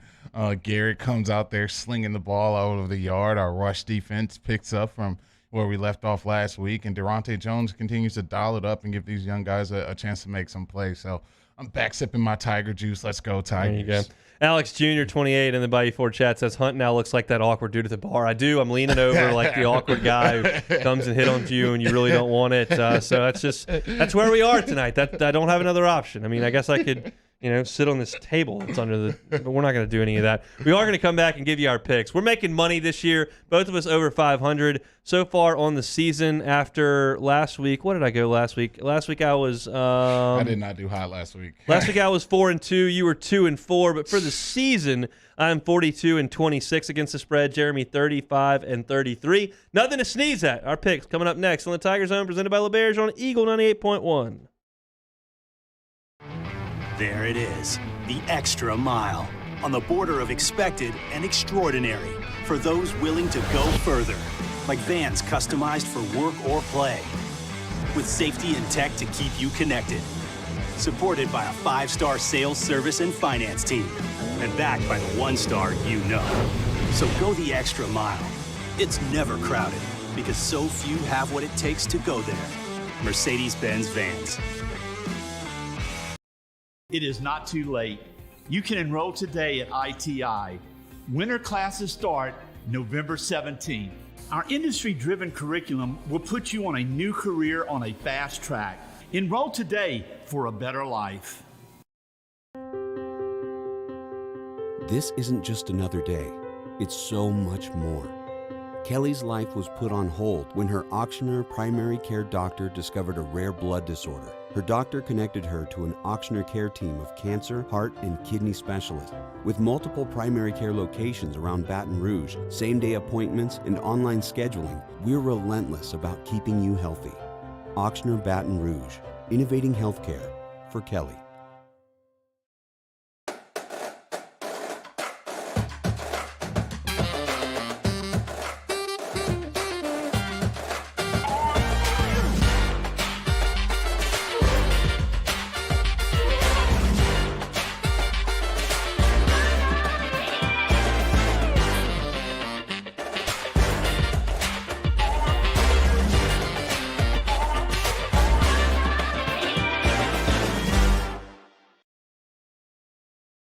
Starting in 1974, Central Plumbing has served Baton Rouge and surrounding areas for all of their plumbing needs. Through these tough and trying times, we want you to remember that the Payne family is here to continue to support and serve you. As a multi-generational business, there is no job that is too big or too small. Residential, commercial, industrial, hospitality, we're here for anything you need. 24/7, 365. Give us a call, 225-925-8552. It's no secret. The best oysters in Baton Rouge are at Jolie Pearl Oyster Bar. Enjoy mouth-watering South Louisiana flavor and oysters from all over the country. And don't forget our nightly drink specials.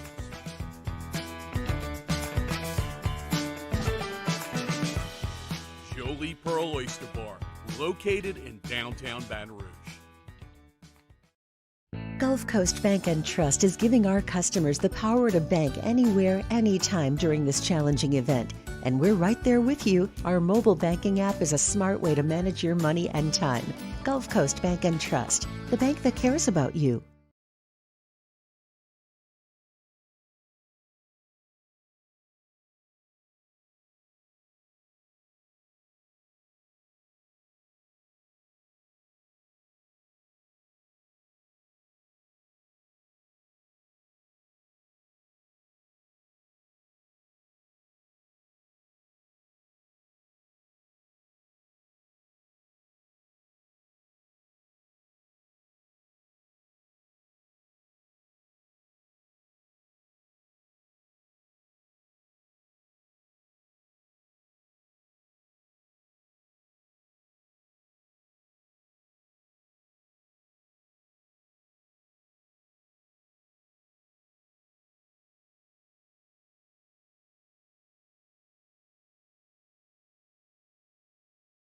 Eagle 98.1.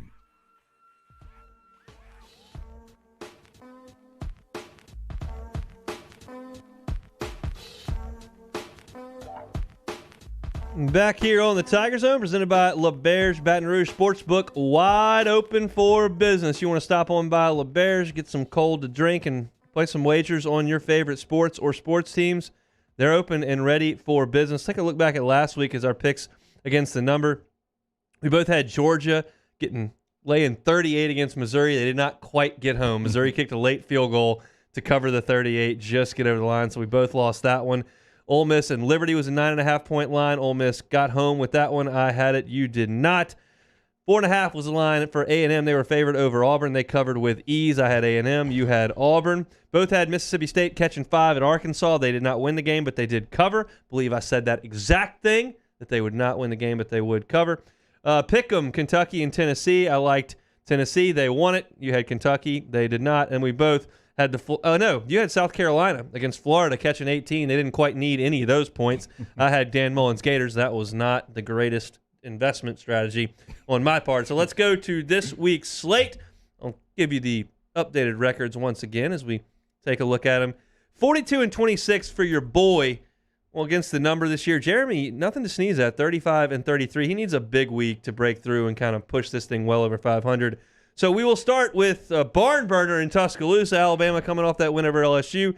They're hosting a 1-8 New Mexico State team.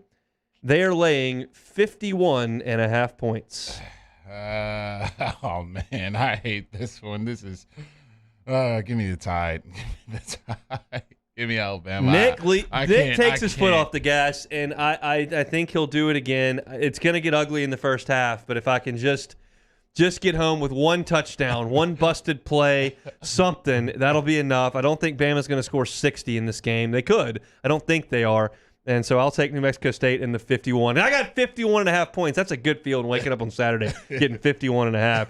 All right, Mississippi State is at Auburn. Auburn is laying 5.5 in that game against Mike Leach's Bulldogs. I am done with you, Bo Nix. He's over it. Give me Leach in the crew, man. I'm done with Bo Nix. I don't trust him. Something's over that kid, man. Oh, no, I'm just kidding. But no, I got Mississippi State here. I feel the same way about this one I did about the Arkansas-Mississippi State game last week. I like catching the points here. I think Mississippi State will score a little bit. They'll put up a fight against Auburn's defense. Auburn may win this game by a point. They may win it by 5.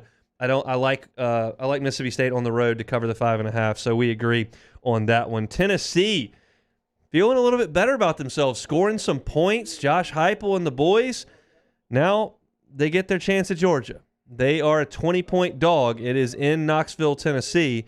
Who you got? Sipping that Kirby juice. I'm not putting that Kirby juice down no time soon, baby. I just don't see how that. I love Tennessee, what they're doing on offense, but I don't think that tempo is gonna affect Kirby too much here. So I got the dogs. Georgia is allowing 6.5 points a game. In 2021, they're allowing 6.5 points per game. That is absolutely shocking. Their defense has been unbelievable. I like what Tennessee's doing. I've ridden them a little bit the last couple of weeks and felt really good about it. I can't, in good conscience, do it here. I just don't think they're going to score very much. And so I do think Georgia's going to score on a weak Tennessee defense. Stetson Bennett's been playing very good.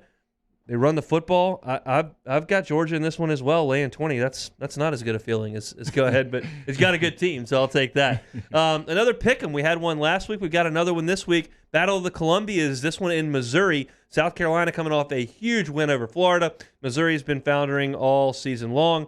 It is a pick 'em game. You can get in for $17 in Columbia, Missouri. It's a 3 o'clock kick. Should be chilly in Columbia, Missouri. Who you got in that one? I got the immortal Jason Brown. I know you couldn't even remember his name all week. I'm not gonna remember. I'm not gonna forget your name again, my brother. Jason Brown, baby. There is nothing that would make me want to put anything on drink within the crew and what they got going on up there in Mizzou this year. It's just been ugly, and I just don't like it, man. I don't know if South Carolina is cooking anything right now, but I think they found a way to get this done.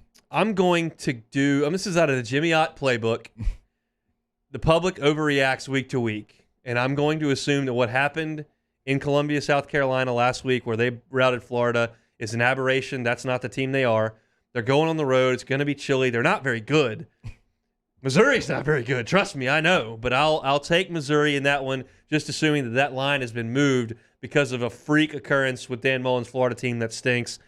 I hate this pick. I hate it with everything. There's nothing that suggests you should go with Missouri here, but I'll take them.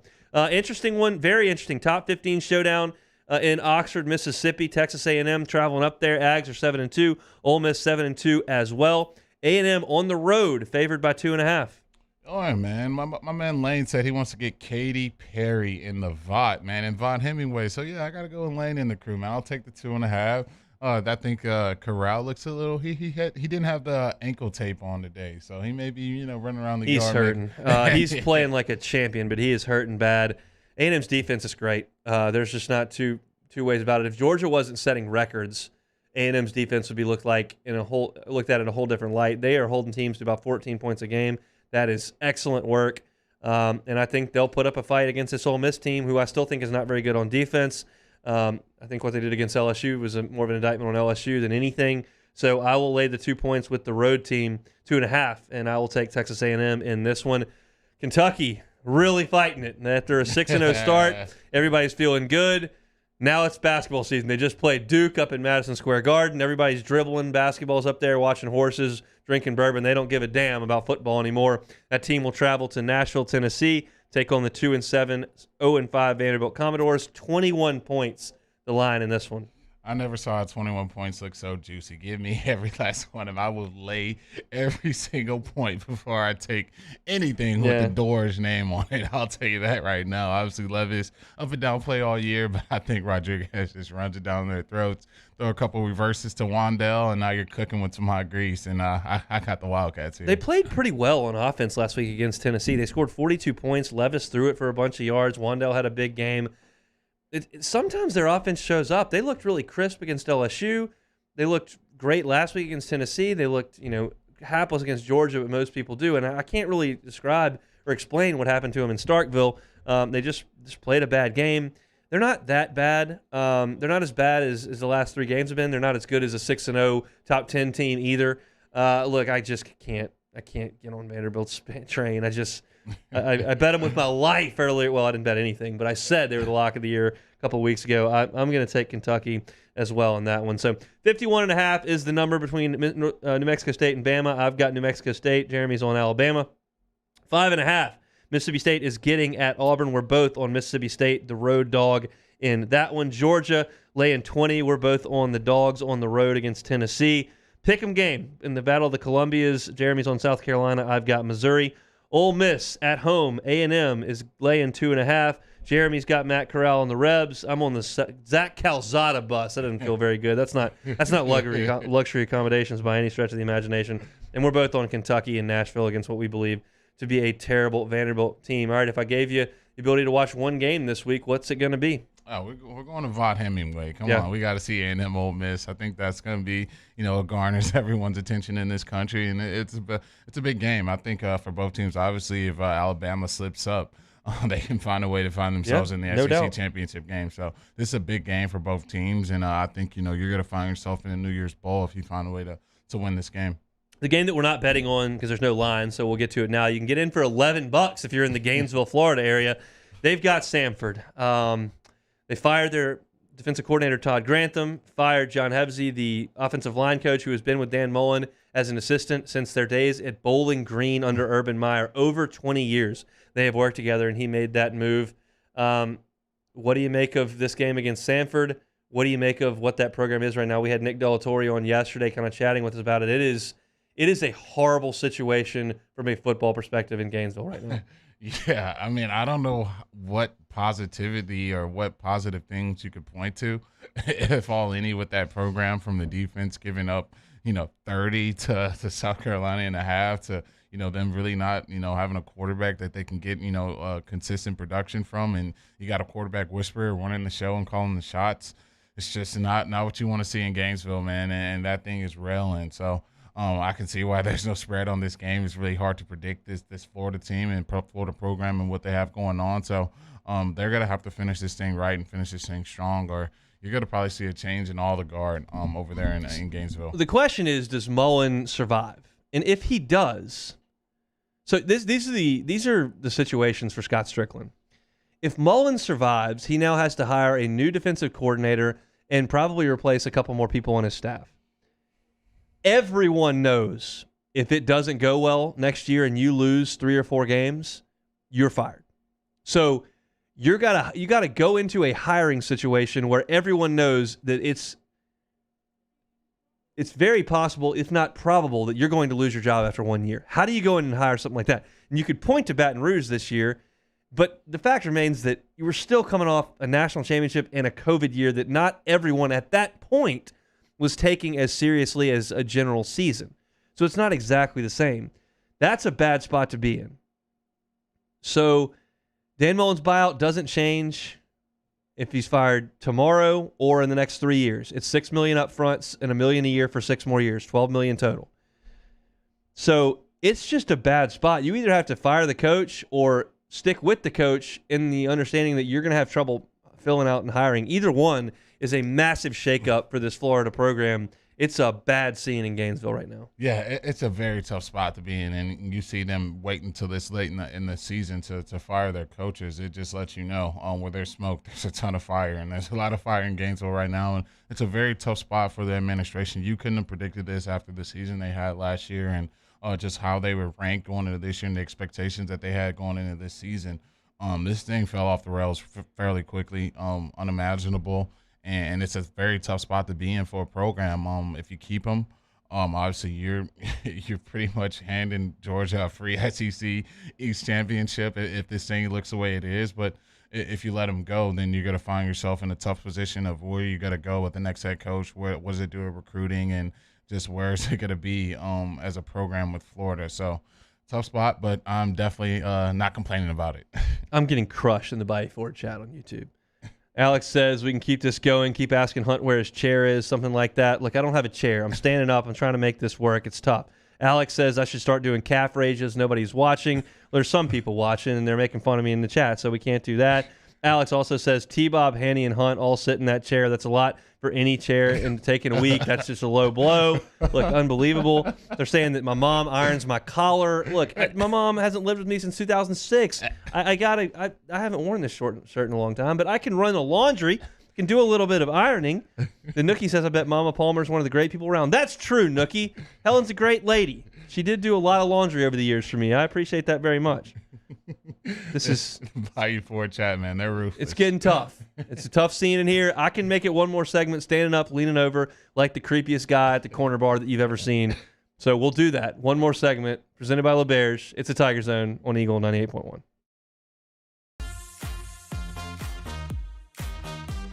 Vizzy, the first hard seltzer with antioxidant vitamin C. It just hits different.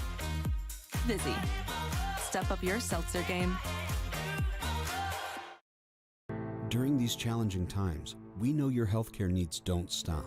Cancer, accidents, injuries, and heart disease are relentless. So we are relentlessly innovating to keep you safe, both virtually and in person, connecting you with providers remotely, advancing clinical spaces, providing rapid and accurate testing, social distancing, and certified cleaning protocols.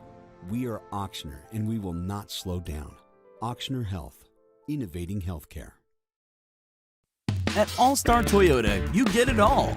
If you're in the market for an all-new Toyota vehicle, come see our friendly and knowledgeable sales team at All-Star Toyota. Located in Baton Rouge at the corner of Airline and Goodwood, we've been serving our community since 2005 by offering a large selection of new Toyota cars, trucks, and SUVs. Get behind the wheel of your dream car and take a test drive at All-Star Toyota today. Eli's always been into grilling. It took us a while to see it, but the signs were there. What are you doing, Eli? I knew grilling was my thing. I have been talking about it throughout my career. Happy with the results? I am. Got the new grill from barbecueguys.com. It performed great. My advice, as I always told my boys, do more of what you were born to do. Barbecue Guys, for those who were born to grill. You want cheese on your burger, Pops? I'll take a little cheese. Yo, Jake here for Patient Plus Urgent Care Clinic, the place that's going to be convenient for you during an inconvenient time. Look, you hear me talk about my 4 boys all the time, and sometimes things like stitches, well, they happen. And in fact, they have. And Patient Plus is always taking care of us, just like they'll do the same for you. And now with 7 convenient locations across the Baton Rouge area, open from 9 a.m. until 9 p.m., 7 days a week. And also at PatientPlusUC.com, you can sign up for your appointment on the way to the clinic. That's Patient Plus Urgent Care Clinic. Get in and get better. Front to Back Boat Service has been family owned and operated for 30 years. And the Sherman family is NMEA certified. That's the National Marine Electronics Association at Front to Back. They are committed to improving the safety and technology of marine electronics through installer training, interface standards. And look, the fall and the winter, it's the perfect time to do that yearly maintenance you've been putting off. Get those parts you've been wanting. So schedule your appointment today at Front to Back, North Airway off of Airline Highway.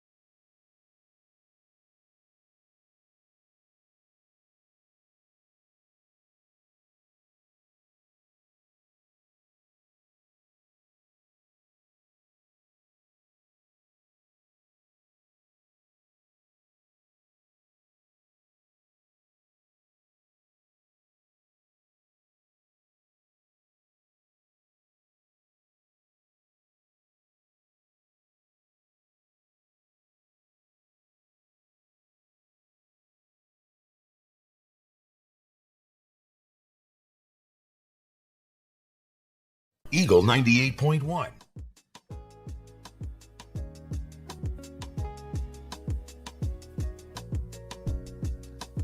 Closing things out on a Wednesday edition of the Tiger Zone presented by LeBears. Reminder, you can take the holidays home with Thanksgiving to go presented by LeBears. You can pre-order now through Tuesday right before Thanksgiving, which is the 23rd. So 2 weeks to still get your orders in. It's a great deal. For $99, feed about 8 people. You can choose from an oven-roasted turkey or a spiral glazed ham. They give you a dressing, 3 sides, 2 sauces, a bread, and a pie for $99. You go up to LeBears, go to Bon Temps Buffet or the Stadium Sports Bar and Grill. They take care of your Thanksgiving cooking for you. If you want to just have some drinks and watch some football and let LeBears handle your cooking, have at it. LeBears, we appreciate them for being here. The Sportsbook now open up there. You can go in there, place a wager on your favorite teams. Okay, Jeremy, we've talked a lot about this Arkansas game. We'll continue to do so on our daily show on 104.5 from noon to 2. But a couple more questions as we kind of look towards this thing at 6:30 on Saturday night. What kind of crowd do you expect?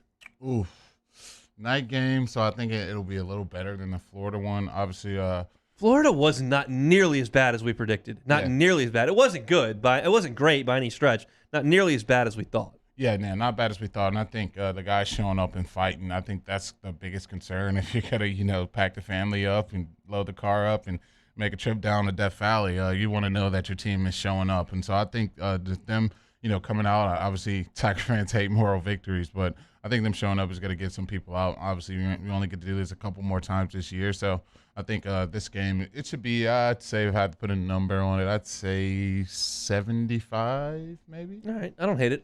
It's going to be a gorgeous day on campus. It's going to be a chilly football game. Sun goes down early now, around 5, and by the time they kick this thing off, you're talking about temperatures hovering around 50 degrees. That's great football weather for 99% of the country. We don't necessarily think that way. We're not quite wired for that. So bring your sleeves, bring your jacket, get in there, and let's support the boys. Some keys for LSU on Saturday, understanding where they are personnel-wise for you. I think for keys, I think the offense continue to feed TDP. I think you found something there. Obviously, not the consistency you want, but I think, if you look at the latter half of this season, he's done a great job taking off. Someone told me he had a chance to rush for 1,000 yards at the, after the McNeese State game. I think, who are you fooling? But he's right there. He's averaging 5 a carry now, and I didn't think that'd be possible. And so I think you continue to go to that well and draw out everything you can. I think that's going to help both these quarterbacks out, especially at home.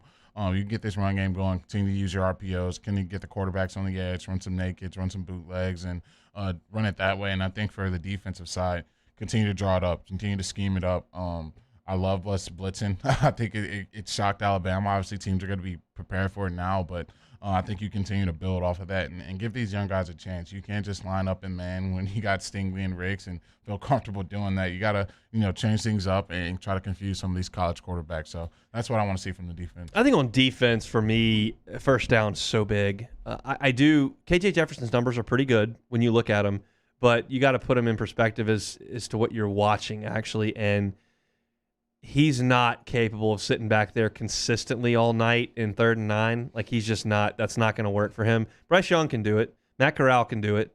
There's some guys in this league that can beat you on 3rd and 9. Will Rogers can do it, but he's not one of them. He can beat you all night long on 3rd and 2. You snap it to him, let him run it. You let him hand the football off. They complete some high percentage throws, and then if you lose first down and get into 2nd and 2. He can hit you big with a big play. They'll find Burks and they'll take shots. That's what got Texas A&M early in that game, big play to Burks. But if you can win first down on defense, stopping the run or forcing an incompletion, you can get Arkansas in a spot they're not as comfortable. Kendall Browse is a really good play caller. I think he'll get chances to move forward. I'm really looking forward to when Arkansas has to ditch these 2 coordinators and Pittman's got to hire again. I think he did a pretty good job with getting Kendall Browse to run the offense and getting Barry Odom to run the defense. But I think if LSU can win first down, they can put Arkansas in a spot they don't necessarily want to be in, and that's the key. Ole Miss could not do it. Arkansas continued to run the football, ran it, and they scored 50 points in the game. Didn't win, but they scored 50 points. That's the biggest thing for me for the LSU defense. On offense, I'm torn. I don't know what to expect. Without your guards, wide receiver play is what it is, and you're rotating quarterbacks maybe drive by drive, probably not that much, but more than you'd like. That is a total crapshoot, in my opinion. Yeah, the offense, it can go a bunch of different ways, especially when you're doing everything we've dealt with all season, and now you're mixing your quarterbacks and playing 50-50 on the quarterbacks. And to go back to the defense, I think the scariest thing for me, especially this week, that Florida game, you saw how good Dan Mullen got when that offense got rolling, keeping it 3rd and short, keeping those quarterbacks out of harm's way. But you got turnovers in those games. KJ hasn't been turning the ball over, so I think you're going to see Arkansas try to use a similar strategy to what Florida did, run the crap out of the ball, keep it, 3rd and manageable, make some trick plays in there, some misdirection stuff in there, and really try to keep KJ out of harm's way. And if they can do that, it's going to be a long day for the Tigers. Kickoffs at 6:30 from inside of Tiger Stadium. That means Jeremy and Matt Moscona on Eagle 98.1 game day at 1:30 in the afternoon. Get your day started with those guys. They'll hand it off to me at 4:30 from the Tiger One Village, presented by TJ Ribs. That's going to be between the ramps of the PMAC. We'll be hanging out there broadcasting. If you're looking for something to do before the game, come hang out. We'll be watching football. We'll have the CBS game on in the trailer. We'll be broadcasting. There's great food, great drinks, so it's a good place to stop on by. Not to mention the fact that the players and the band come right past us as we're broadcasting. It's a really cool place to hang out. And then we'll be on about 30 minutes after it goes final. It'll be myself, Brandon Taylor, Marlon Favorite on the LSU Sports Radio Network reacting to the game. Hopefully it's a Tiger victory.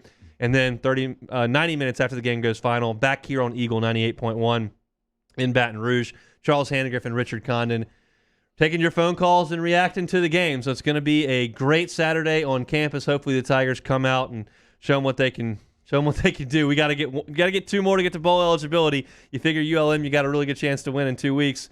Rather take care of Arkansas than have to pin it all on that Texas A&M game. You can find Jeremy and I every single weekday, noon to 2 on ESPN in Baton Rouge, called Hunt and Hill. It'll be a Throwback Thursday tomorrow, reliving one of the great moments in LSU and Arkansas history. Thanks to everybody who called in. Thanks to you all for listening. Thanks for everybody in the Bayou Ford chat. Thanks so much to our production squad back there pushing the buttons, keeping us on time. Until next week, this has been the Tiger Zone, presented by LeBear's Casino and Hotel in Baton Rouge on Eagle 98.1.